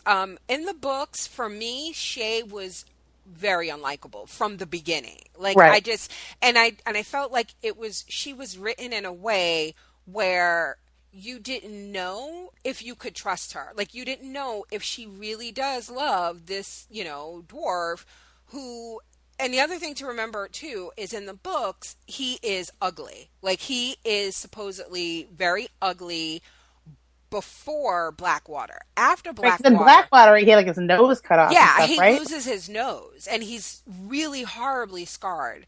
And so he's supposed to be he's described like as a creature. He waddles, he's not very good looking. He drinks a lot. The one thing he has going for him is supposedly is a really big dick. But so when you're reading the books, it's like, wow, she must really like being a whore and making this money, because I don't know if I could be like pretending to be in love with this guy. So I just kind of felt like, for me, reading her, I just felt she was really unlikable. And so when this happens in the book, it was just kind of like, well, duh. Like, well, of course she turned on him because she's a cunt. But in the show, I was really surprised how from day one they were making her so likable. Remember, she was playing that drinking game with him and Braun. Yeah. And, I was like, okay, I think what they're doing is making her more likable and Approachable. making us really feel like she loves him, so that when she betrays him, it's even more of a gut punch. Just like the reason they had Rob's wife at the Red Wedding when she wasn't in the books, and have her be pregnant and get stabbed in the stomach. I feel like they amped it up so that you could be like, oh no, not Shay. Why would she do that to him? And so the moment in the last season finale when Varys offered her the jewels and was like, you need to go. And that didn't happen in the books. And when she said to him, if he wants me gone, he can tell me himself. I was like, okay, they're planting the seed. I said, this is the start of this misunderstanding between her and Tyrion, so that it would make it more believable when she comes bopping her ass in that courtroom, that you'd be like, oh, see, she thinks that he never really loved her and all this. So that's what I think that they're going. I think we're supposed to believe that she's just butthurt. Okay. I did love when Tywin's like, state your name, and I wanted her to be like, I'm Shay the funny whore. When he said state your name and she just said Shay, I was like, fuck, they didn't even give her a last name or nothing. It was like, it doesn't matter, you just Shay. Like when He's like, will your testimony be honest? It'll be funny because I'm a funny whore. So this is when I was just thinking, when Bronn first started training Jaime, did he say, are your pockets as deep as your father's, or something like that? Or did he say your brother? Because I was just thinking that, and I was thinking, if he said father, that might make sense that Bronn would be, that maybe Tywin got to Bronn and paid him more money, and then made Bronn turn on Tyrion. Okay. I was just thinking that.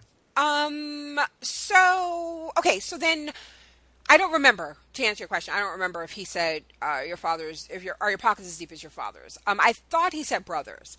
Yeah, I couldn't remember if it was brother or father. Yeah, my instinct says it was brother, but I honestly don't remember. So then Tyrion goes into this great speech where he says, Father, I would like to confess. He turns on the crowd and he tells them that he should have let Stannis kill them. He says that he did not kill Joffrey, but he wished that he had, because watching that bastard choke to death gave him more relief than 1,000 lying whores could have. Oh, ouch. This was perfect. I thought this was so perfectly played, because oh my god, it was so well done. The trial up to this point, I was getting so mad because I know Tyrion didn't do it, and I was like, and I know that everybody there knows that Tyrion didn't do it. Wait, really quickly, let me cut you off for a second.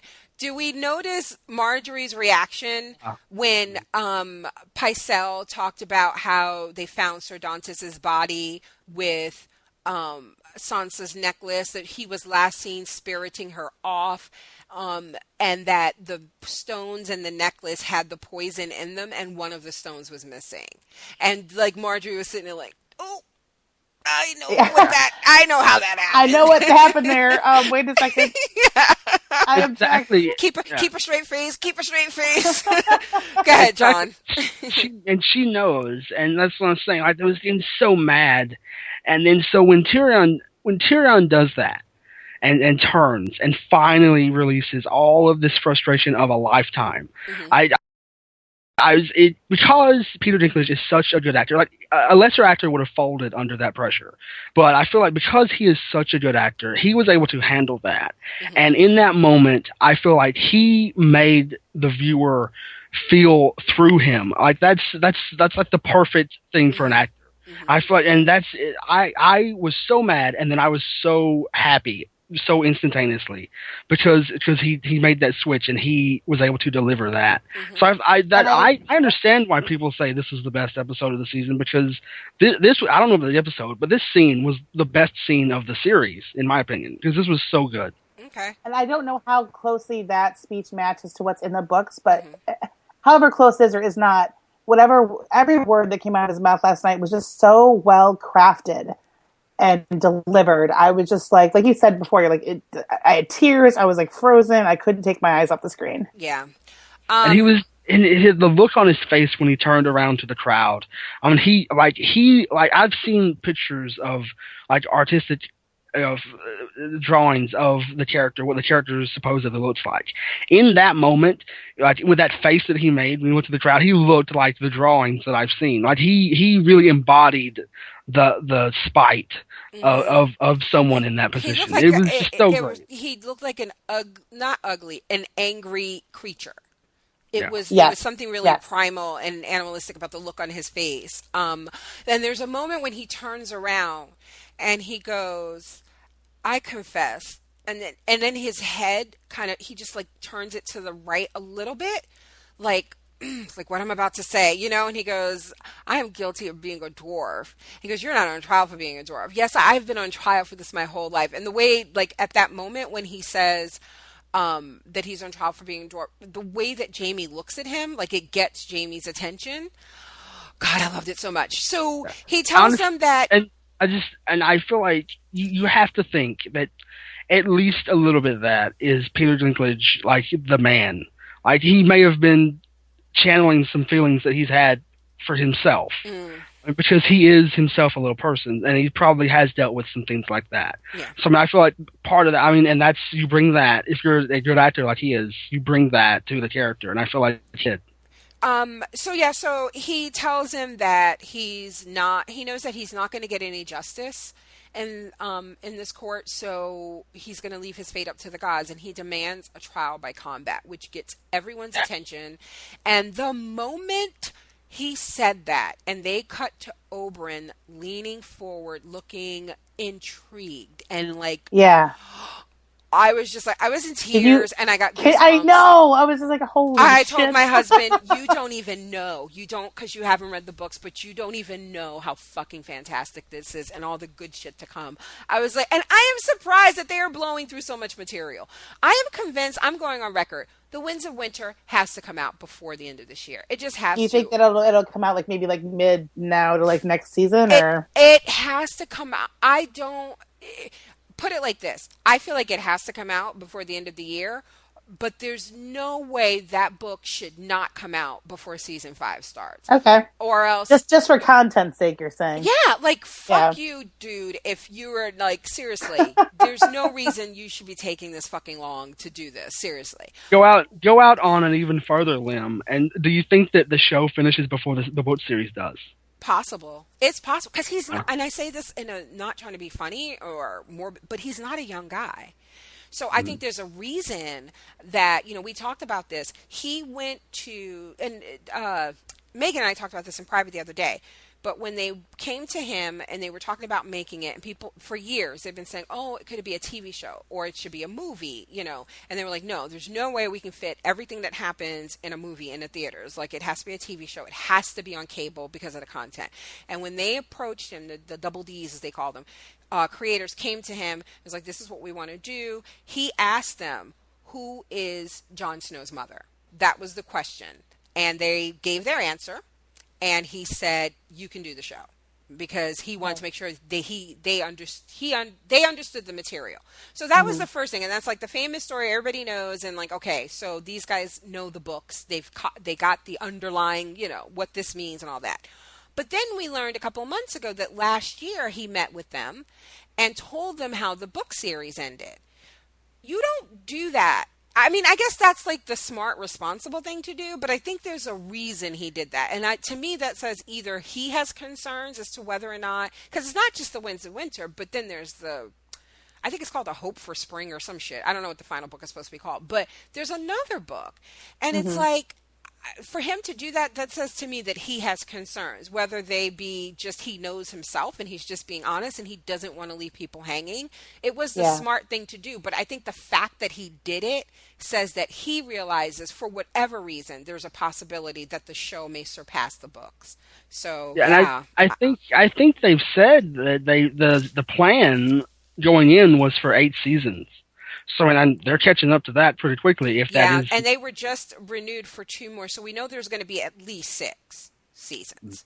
That's what I think, Which well, I is think we crazy know. based on what you're saying about the book's content. Like, so there's 2 more seasons. Like, that's 20 more episodes. now keep in mind that the last 2 books, which I had gotten the titles and orders mixed up in, I think, the first episode we recorded. But the last 2 books, I believe, are Feast for Crows and A Dance with Dragons, 4 and 5, respectively. Those books happen concurrently. So in 4, you have, let's say 5 different character POVs and maybe some new ones, right?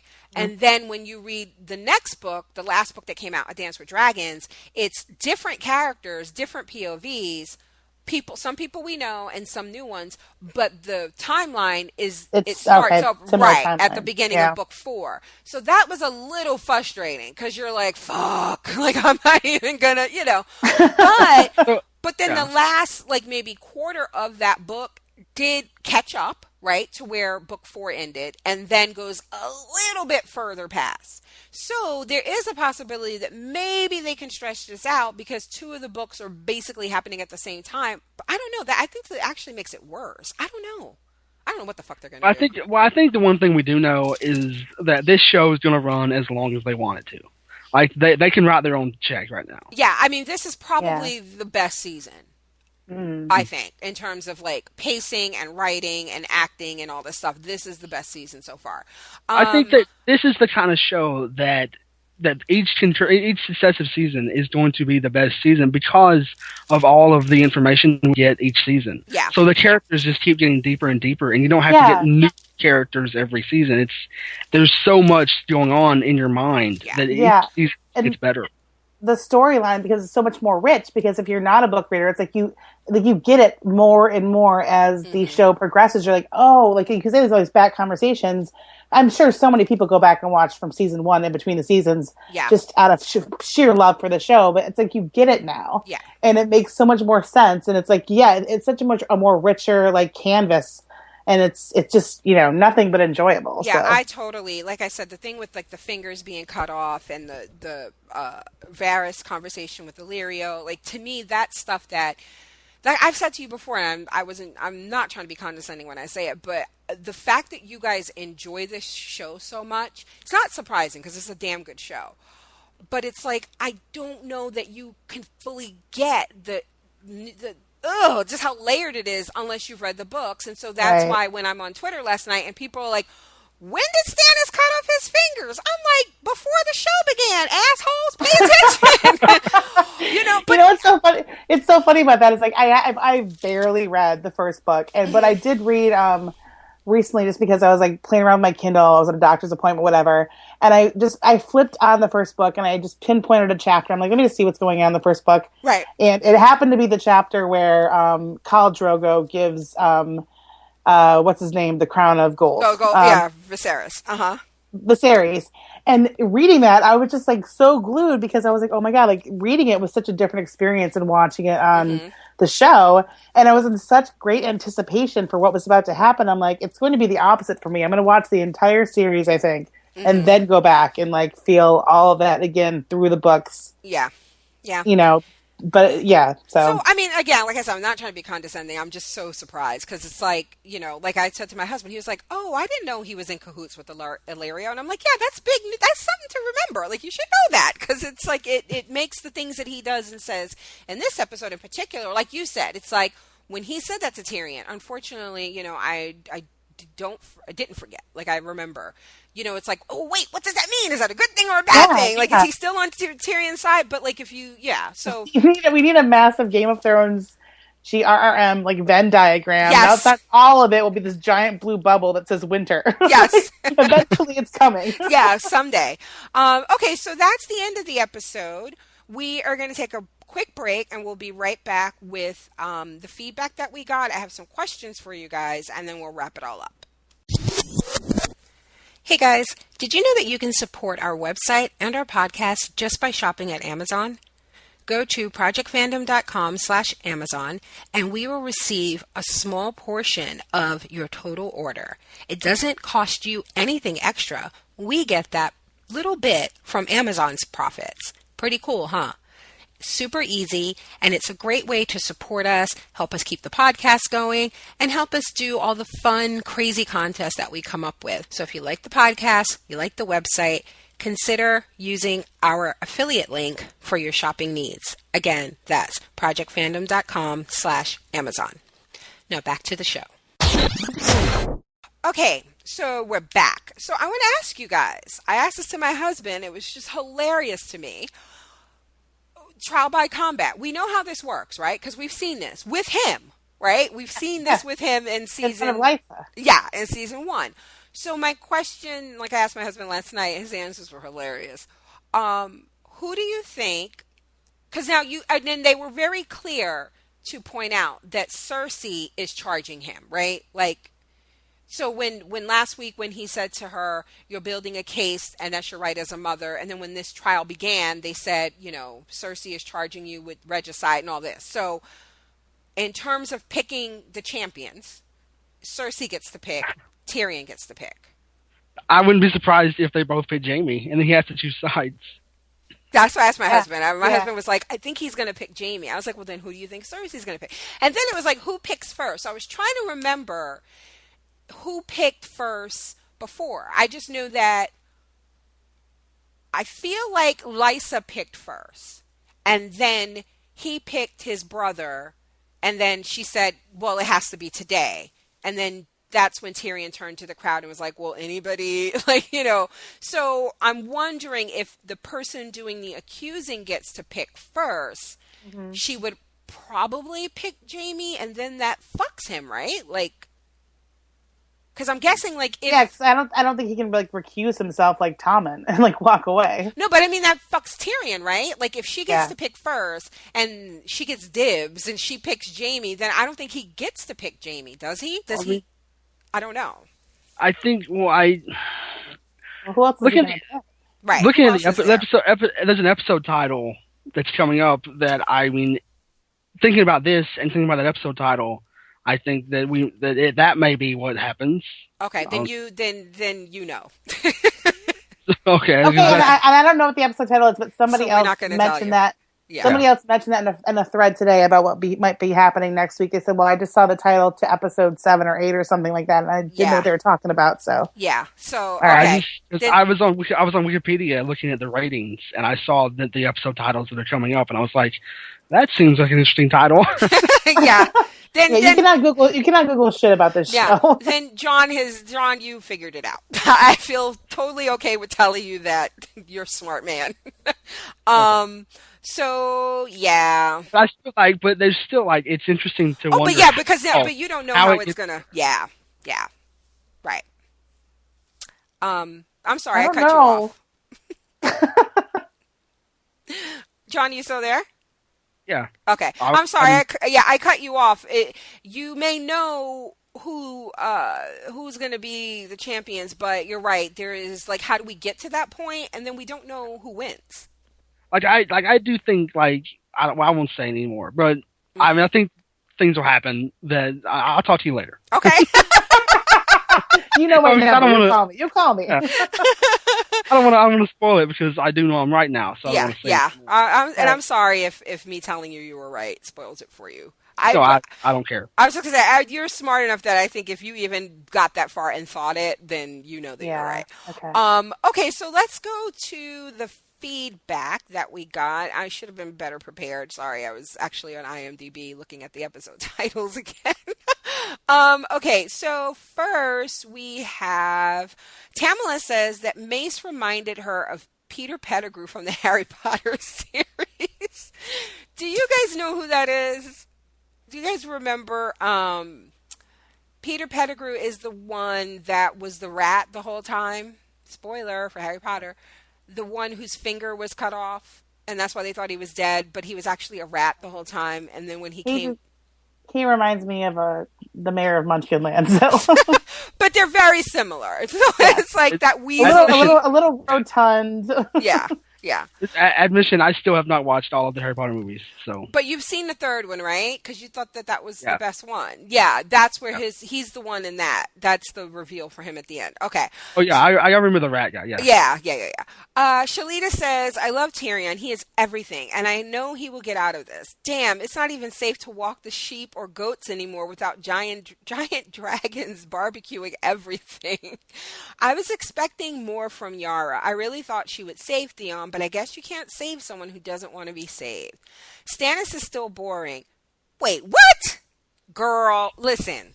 Yeah, I don't agree with that. No, I'm going to tell you, there are two characters that I will never, you can't talk shit about on this show or in the books. And for me, it's Stannis and Davos. I love them. And I don't know why more people don't like Stannis. Yeah, sure, he's fucking around with this dark magic shit. But in all honesty, he does have the best claim to the throne. If you take Daenerys out of the equation. He was the older brother. I mean, but he also, played a part in Renly. So, but I think that once you get, I'm sorry, John, but just really quickly, I think once you get to the point where, okay, we both know, meaning I'm Stannis and Renly's Renly. We both know that those those Baratheon kids are not our kin. They are not our brother's kids. They don't have a claim to the throne. So fuck it, we're gonna do this. I do kind of feel like all's fair in love and war. What are you gonna do? Like, he came to him and he said, back off. Like, I don't want to do this. And Renly was like, fuck you, I'm gonna do this. So now, oh well. But of who's left, I do think he had a better claim, more right to it than Robb. Who was the other one? Oh, and Joffrey. So yeah, I like Stannis. I just do. Yeah, I like Stannis too. I think though that because it's such a subdued character, the way that it's played, I think it's easy to see it as being a boring portrayal. But I think if you think about the story behind, like you're talking about, like the fact that he has the right to the throne, really, and I think that's interesting. That's not boring, but I think it's the portrayal of the character that it's easy to see it as being more boring than it actually is. You know when I really kind of really started to like him was when he was sending out them letters to everybody in the motherfucking realm saying them babies is babies of incest. And he was like, when he goes, when he was dictating the letter, or no, the guy was reading it back to him, and Stannis was making him correct things. And so when they referred to Jaime as the Kingslayer, and he was like, no, he's a knight, you give him his due, Sir Jaime, like that. Or when he said something about he's very by the book, you know what I mean? Like he tries, I think, as best he can to be honest. And I just think he got fucked up in this crazy ass religion, which is what happens to most people when they get fucked up in crazy ass religions. But that moment is when I started to like him. When I loved him is after that wildfire fucked shit up and he took off his shit and he was like, "Oh, we still going, motherfuckers. It's on." Like, I was like, I love him so much. Yeah, that's when I liked. That's when I liked him. But I think that, like you said, he's by the book, and I think that's why it's easy to see him as boring and to see his scenes as boring, because he is by the book, and it seems like he's one of those guys that he has the right to the throne, but he's kind of he's let it happen. He's let this happen to him. He's kind of like he should be on the throne, but he's just kind of just sitting back. Yeah, letting things happen because he's so by the book. The last quick 3 things I'll say about Stannis. 1, his music is the shit. The Stannis music, you guys know what I'm talking about. If you go back and watch this episode in particular, when it opens and the ship is going through the legs of the staff, that music they play whenever he's on. I love his music. 2, I don't know. I'm gonna need a mixtape. It's so funny. I love his music. I love that. I love when he dropped his album. Yes, when his album dropped, it was a surprise visual album. No. 2, go back and watch the scene after Davos let Gendry go. And he's like arguing why he did it. And he's like, you don't even deny it. And he's standing there listening to Davos argue with Melisandre. And he's pinching the bridge of his nose like, oh my God, these motherfuckers are going to just give me a stroke. That was great. Yeah. And then finally go back and watch his scenes in this episode. The look he gives Davos two looks. When Davos is trying to make small talk and he's not trying to hear it, and when they deny the loan request. And he looks at Davos like, I'm going to fuck you up when we get out of here. He's great. He's like a district manager. It's what he's what he is. Yes. I don't know why more people don't love Stannis. I don't think he's boring. That just reminded me of like Clerks when like Dante's like, I'm not even supposed to be here today. Yes, like, yes. He's like, I didn't ask for this shit. You think I asked for that fucking my brother's wife to go fuck her brother? Like, I don't want to be dealing with this shit. So, okay. She says Stannis is still boring. He's lucky he has Davos because otherwise no one would take him seriously. I do think that's true. I think that like I said before, Davos is really good at pleading Stannis' case and making a lot of sense. Davos is a salesman. That's what it is. She goes, good solid episode, but I think I like last week's better. Mrs. Week says, I love this episode, if for nothing other than the acting of Nikolai Coster-Waldau, Charles Dance, Pedro Pascal, Conleth Hill, Alfie Allen, and the superb Peter Dinklage. Yeah. Seriously, I just kind of want to see Charles Dance and Peter Dinklage I could watch a whole episode of them, like locked in a room, like, like 12 Angry Men style. Right, It's just the two of them. I loved all the character development and glimpses into these characters that we haven't seen because of the preoccupation of Westeros's version of Who Shot JR. That stupid skank Shay. I was so pissed at her. I could have gone through the TV. Shalita is right about Stannis. Boring. This is why the Lannisters should be in charge. Drama. Oberyn and his one-liners, perfection. Yeah, Oberyn was great when he was like, so, did you? Fuck him like it was his last night on Earth. He's concerned about the important shit, right? Like, he knows what's important. He wants to know. Oh, wait a minute. And then when she was like, I was his whore, and Mace was like, what? Like, what? I was like he doesn't understand what a whore is.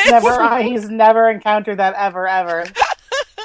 He used you for your services? He's like, you have a vagina? He's like, what? He's like, I licked him where he wanted to be licked, and I let him put himself where he wanted to put himself. I was like, all right, easy. Yeah, he totally put it in her butt. We know that. Like,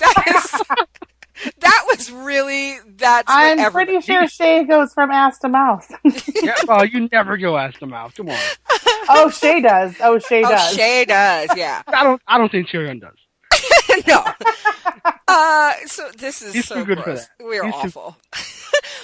Kelly says, Mrs. Week said it, Shay the skank. I never liked her, but thought she might really love Tyrion. But no one who truly loves someone could do what she did.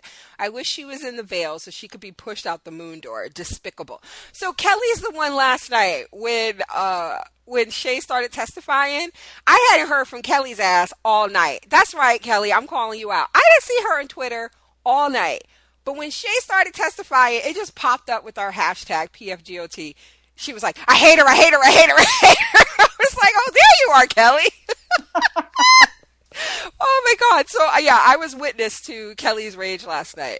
And, I said that to my husband. I felt like after the episode ended, I was like, you can't do that if you really love someone. I'm sorry. Like, no matter what happened, like we were speculating, do we think that they came to her and bribed her, threatened her, whatever? You got to figure if someone came to me and it was my husband, or, in her case, like supposedly she loved him so much, you got to feel like, okay, they are clearly railroading him, right? He's not getting out of this. Fuck you. I mean, I'm not gonna. You threaten me. Whatever. I don't care. I'm not gonna do it. Then kill me. Do you know what I mean? Like I wouldn't have done that to my husband. So my only other thought after us talking about it now is that what if somebody came to her and said he needs to have a guilty plea? Like, let's say it was Tywin or of Tywin's like daring. Like, he needs to have a guilty plea so I can save his life to send him to the wall. Okay. That's the only option that just randomly. That doesn't make her a despicable bitch, is what you're saying. That doesn't make her a complete twant, as we've used before. Yes. Yeah. Okay. Mrs. Weekden says, "I want to see the horror fly." Oh man. Can we? Now I want a Photoshop picture of the moon door with Shay going out of it. So I've seen a dragonfly. I've seen a horsefly. I've never seen a horrorfly. And then Donnie says, I did not care for Daenerys' part at all last night. What? Why? You got to back that shit up. You can't just drop No, shit like that. I agree with Donnie. It was underwhelming. It was like, all right, well, maybe this will Really? come out in the, like you said, like maybe this guy is totally suspect. Uh huh. But I just thought it was a Would brief you? look into what's going on with her, but it just was kind of Would underwhelming. you have felt better about the scene if John's theory, what he said, where he thought the guy was gonna unveil his burnt child? No, I would have hated that. Oh, because no, I was gonna say that would have totally like bumped it up in my estimation. That's more I think interesting. Then that guy couldn't have like tap danced out the room like he did. Like he backed up out of that room like he was dancing. He was Oh like, my ooh, god! 3 times as much. He was Seriously, like, he was like that. Those dead goats are the best thing that's ever happened to me. yeah, exactly. If it was in his son, he couldn't have accepted money. Really, I mean it would have been weird. Oh yeah, true. Like, thank you. What, 3 times the worth of my only living child? Great. Okay, so he goes. I did like the politics of that scene. I do, I but did I too. agree. Like they have been, they've kind of made that boring. Like I said before, like that's the most boring part for me of the entire show is like Daenerys and the fact that she's just out there, just being a queen. Yeah, that's what I was gonna say. Like, I just the marine stuff in the books to me was just like enough. I feel like people just want her to get to Westeros, and while writing wise and story wise, it makes sense. Like, I think we all last week when she was like, "Well, fuck it, I'm going to stay. I'm gonna do what queens do." Right, Like right. on paper, it makes sense. It makes her a smart character. Like I said, I like when characters do smart shit. But I want to see dragons fuck shit up too. Like, I don't want to see Right. dragons killing You want innocent fire, you want goats. fire and brimstone. Yes, I want to That's see. why. I want Yeah. dragons in Westeros. I want to see Cersei's face when a dragon flies over the King's Landing. I don't care about Marine. That's why. That's why I hope that guy does end up turning on her, because then it would at least give her something to do over there. Hizdar. The guy that was talking about his dad. Oh yeah, Hizdar Zalork. Yeah, and I do think that I think Bless you. I do think it's interesting the shit that's going on in the cities that she liberated. Like I find that interesting. Like, what does that mean? Somebody said, no, I won't say it because they said something I thought was kind of spoilerish, or maybe they knew something I didn't know. But I didn't when Jorah was telling her what was going on in those cities. Did you take it to mean that that meant trouble for her, or just that he was just saying, "Look, we left and they fucking shit up again"? Oh no, I totally took it as trouble for her that she's, Okay. she's sort of like breezing through these places So you think that and the not taking people responsibility for like the trail she's leaving behind her. Okay, so you think the people in those other cities that are building up, like going back to the slave ways and all that, that they would come to Marine to give her trouble? Or are they just I think like, they would definitely, wherever she's going to end up, I think that she definitely is going to have to answer to those cities she for what she better yeah. watch her back, is what you're She saying? better watch fucking back. Okay, Yeah. okay, interesting. She showed up, made some promises, and then left, and then everything went to shit. Yeah. So it's like everything. They can't be happy about that. Okay. Okay, he says, I hated the fact that Yara gave up on Theon. The best part, again, was the ending. I think it will be Jaime versus Bronn. So that's who he thinks the champions are going to be. Varys is scheming for Daenerys to come and take the throne. Okay. And then our Facebook feedback. I'm going to try to get through this quickly. I'm going to read tweet of the week and then we'll be done. So the Facebook feedback, there was quite a bit. Let me find it. Okay. So, Amber says, boy, did he win an Emmy. Because on Facebook I said, last night on Game of Thrones, Peter Dinklage won an Emmy. She goes, boy, did he win an Emmy. Perhaps one as tall as he is. I loved every ounce of this episode. The only person who has ever looked truly at home in that god-awful throne, Tywin. Yes, can we talk about that? That seat in the books. I don't think that they talk about it on the show nearly as much as they drive home the point in the books, is that seat is very uncomfortable. And one of the kings, I don't know if it was the Mad King, but one of the Targaryen kings would cut himself constantly. On the books, they've made it more, it doesn't look as, I mean, I love how they've done it, but in the books, it's supposed to be like this crude kind of seat where, again, you could cut yourself if you're not careful sitting in it. On the show, they actually make it look, like, I don't know, not that uncomfortable. But I will say Tywin looks like he was born to sit in that chair. Like, It's like he probably likes how uncomfortable it is. Yeah, right. He probably loves the fact that that shit was cutting him. So she goes, I cannot wait for the trial by combat sequence. I really enjoyed the Mycroft Holmes cameo in Braavos.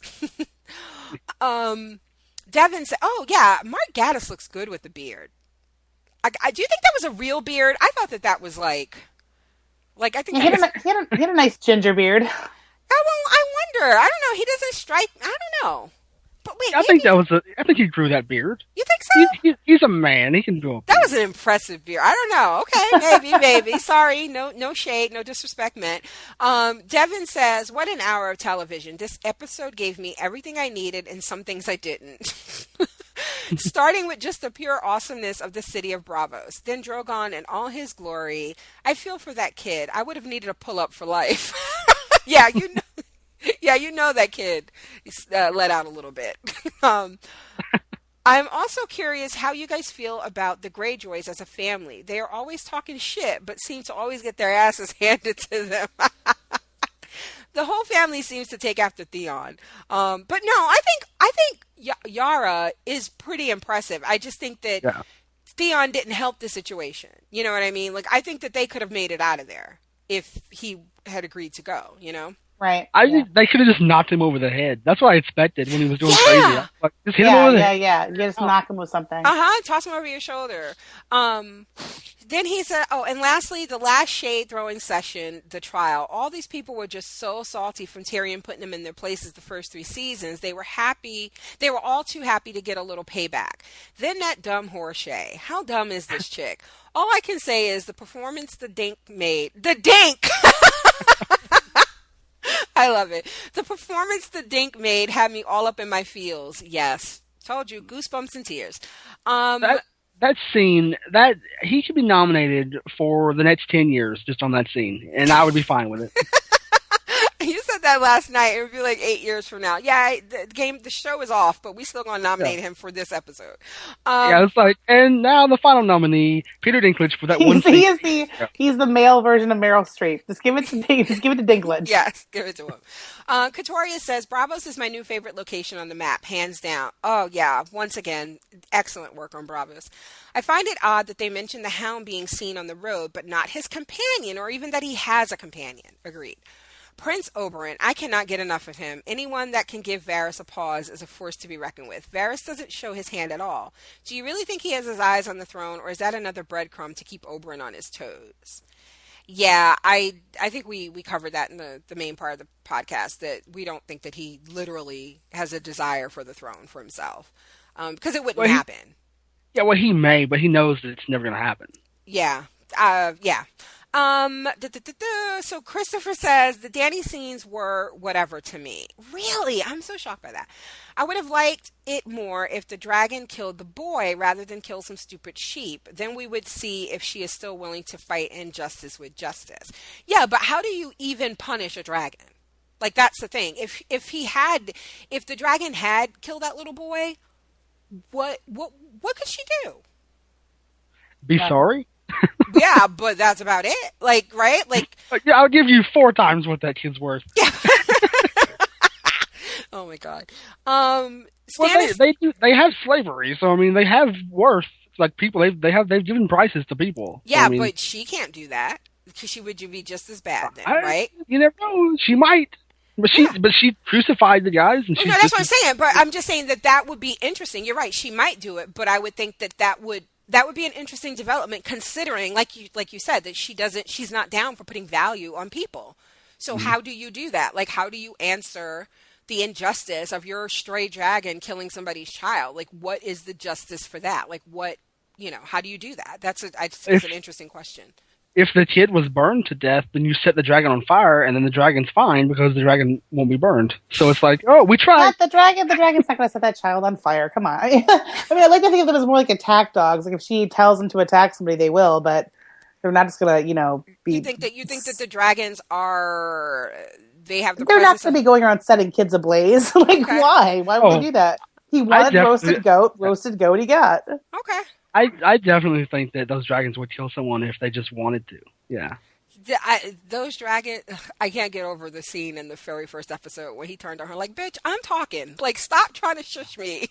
And she jumped back and screamed. I don't know. It's really, I don't know one way or the other. I'm just asking questions because I think it's really interesting. And that's why I'm so surprised that people found this part of the episode boring, because I just think it brought up so many interesting questions, and, like we just had. I think it's kind of like Stannis. It's that it's just like the way it's been played is boring. It's like, but the story behind it is interesting. And I think they're doing the best with the material they got. Like I said, I was personally bored to tears with the Marine shit when I read it. Right. So yeah. Plus, like, it's the most boring part of a very unboring show. So I mean, it's not like yeah. Like, it's not. It's like saying I don't know, something. Yeah, I get the ugly woman at a beauty pageant or something. It's like right, the ugliest of the Miss America contestants.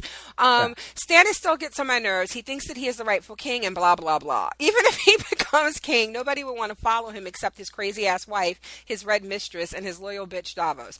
So, that's the thing. That's what Renly had said to him. He was like, nobody likes you.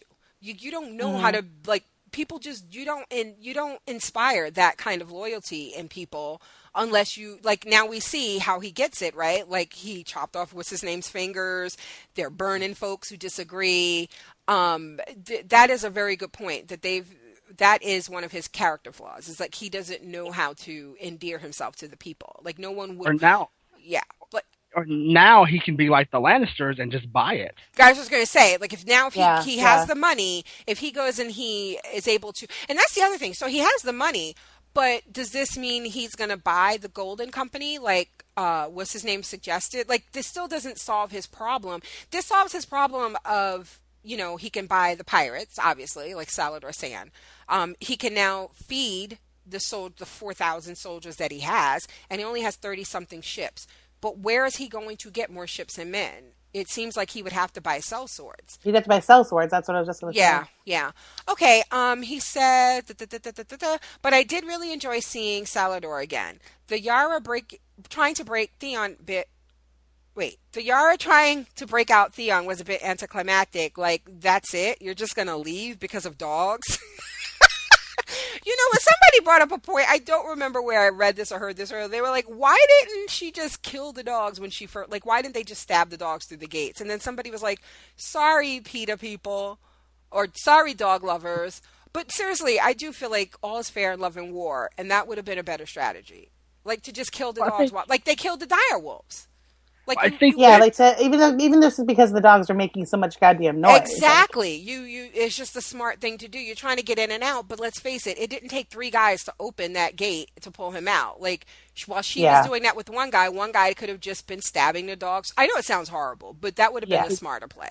If you're going to kill all the dogs that are going to bite you, then you got to kill Theon too, because he's a dog now. They will bite you. But they didn't know that. You know what I mean? Like, that's my point. Like, but once you come in, they should have killed those dogs. Okay, so where are we? Okay, I guess maybe she realized that her brother was too far gone to be saved. Was I the only one afraid that we were going to get glimpses of Dickless Theon? Yeah, see? Apparently, you and Christopher think alike. Again, Jamie Lannister's nubbin was a different kind of nubbin. I honestly, I'm sorry. I kind of wanted to see the dick nub. I did. Oh, God, why? Not because I want to see dick nub, but because I think it's interesting. I would rather have seen the CGI kid being burned by the dragon than see a CGI dick. I think it would have been awesome. You know what you guys got to check out? You guys got to watch. If you say there's a dickless guy, I'm going to say no. No. You guys got to watch last week with John Oliver. Did you catch it last night? Oh, no, but I did watch some of it today. Did you see the dick? Yeah. Yes. It was fantastic. It was hilarious. I loved it so much. That's what I was thinking of. I was like, it would probably look a little bit like that. Just a little dick nub. John, just a little dick nub. No, it wouldn't. It would not. Oh my God. Okay, final one. Devin then says, no, I'm sorry. Wait. There's 2 more. Christopher came back and said, now for the amazing part of the episode, the trial. This whole thing was such a farce. It seemed like Cersei got everyone in a room and gave them their script of what to say.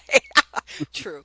Meister Pycelle is all mad because Tyrion called him on being a snitch and a perv, and Joffrey's guard, I forget his name, is all mad because Tyrion wouldn't let him beat a little girl. And oh yeah, he slit a baby's throat.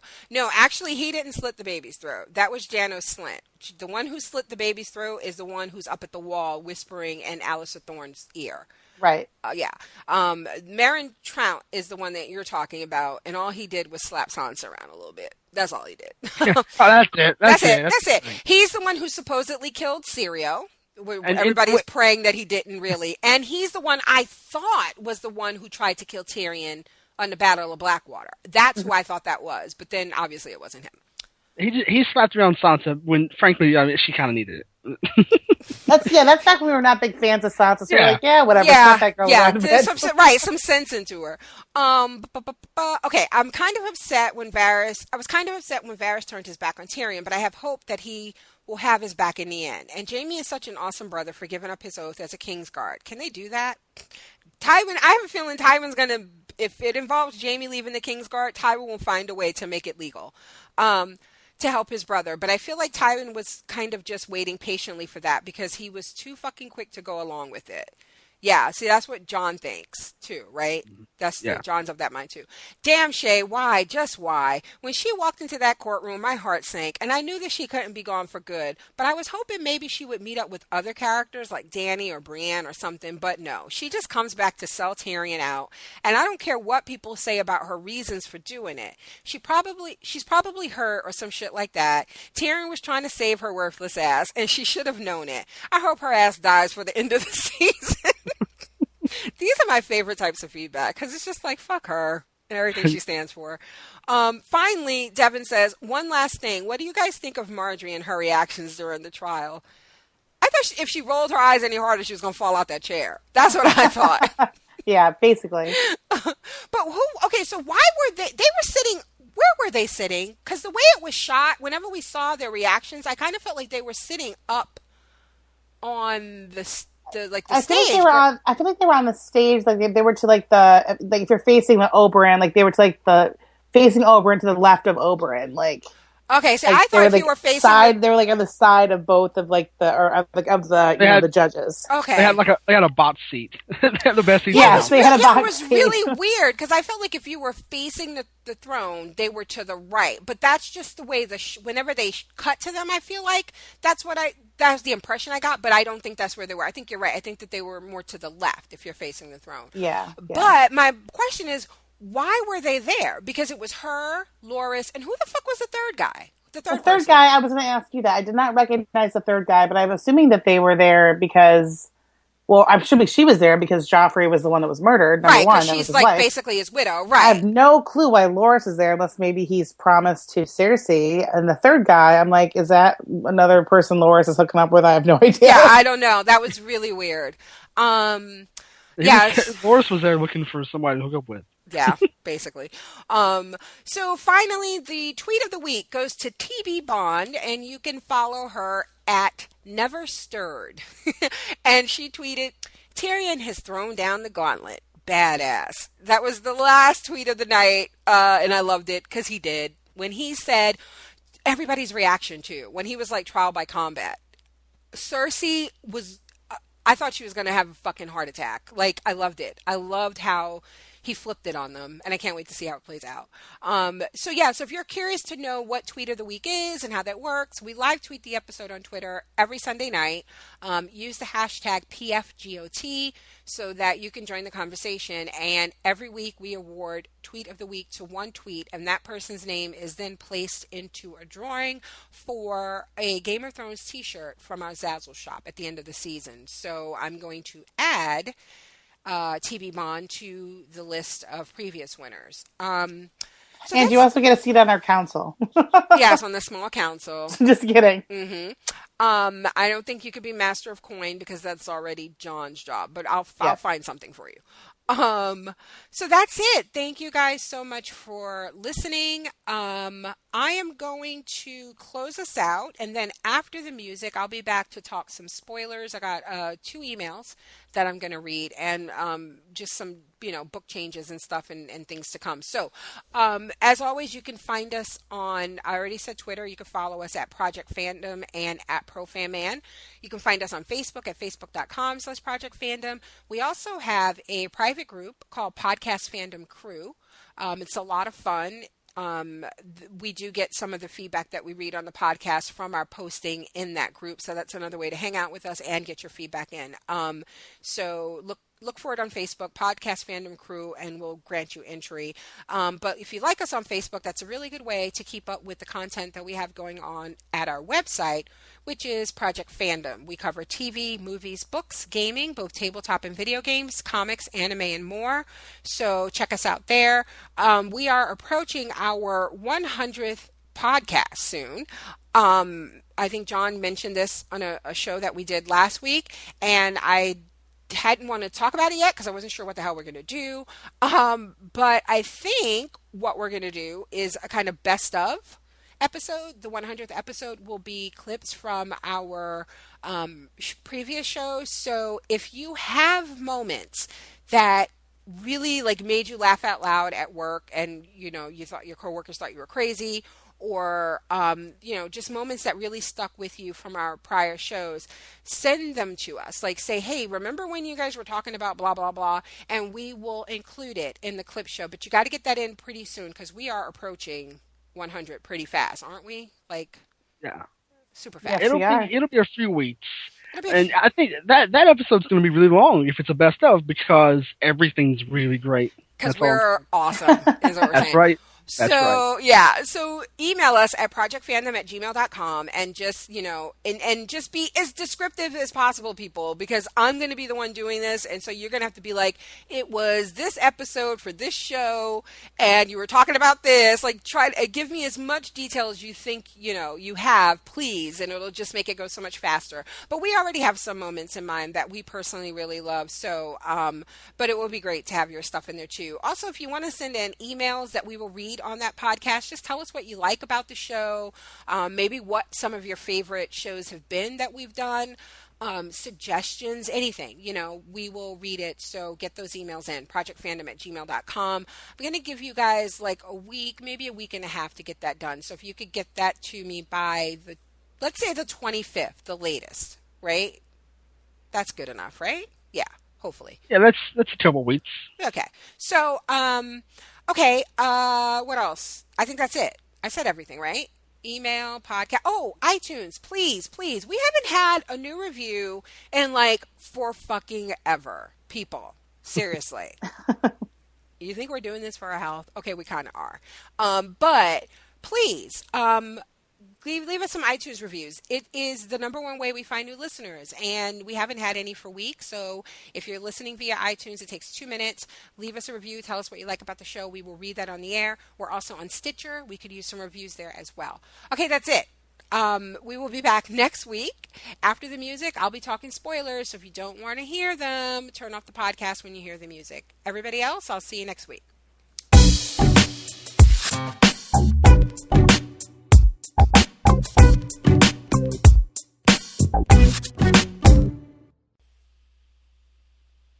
Hey guys, welcome to the spoiler section. Good news, I'm not sleepy. I'm tired, but it's much later in the morning than it was when I recorded the last two spoiler sections. So hopefully no yawning.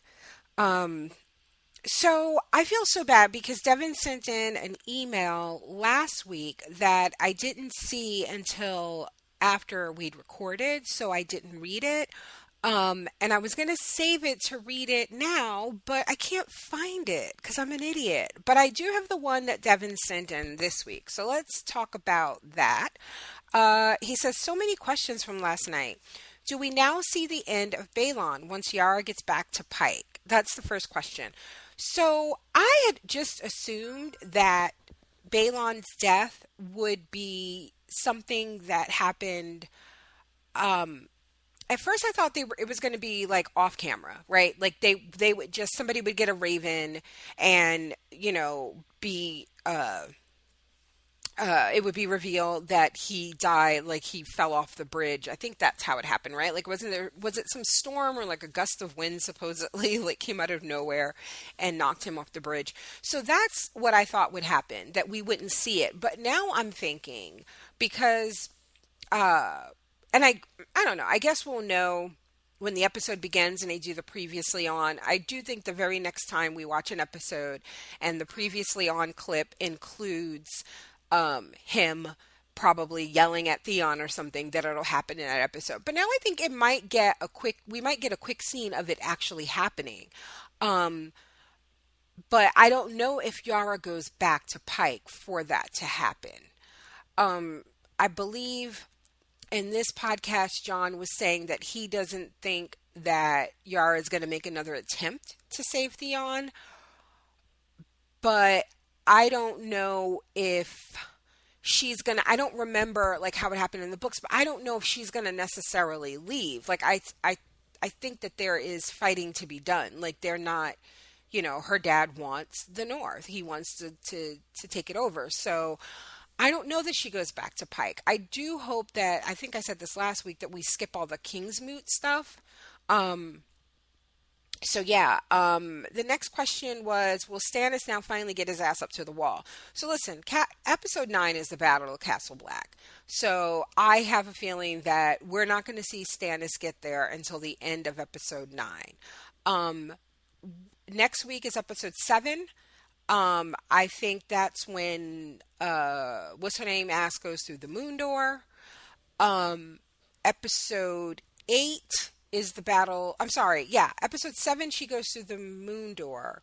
Episode 8 is the trial by combat, because that episode title is The Viper and the Mountain, or The Mountain and the Viper. Episode 9 is a Battle of Castle Black, so I think Stannis shows up at the end of that. And then the finale, I don't know. I think the big thing in the finale is going to be, I really hope it ends with Lady Stoneheart. If it doesn't, I'm going to be salty as fuck. You have no idea. I'm going to be so mad.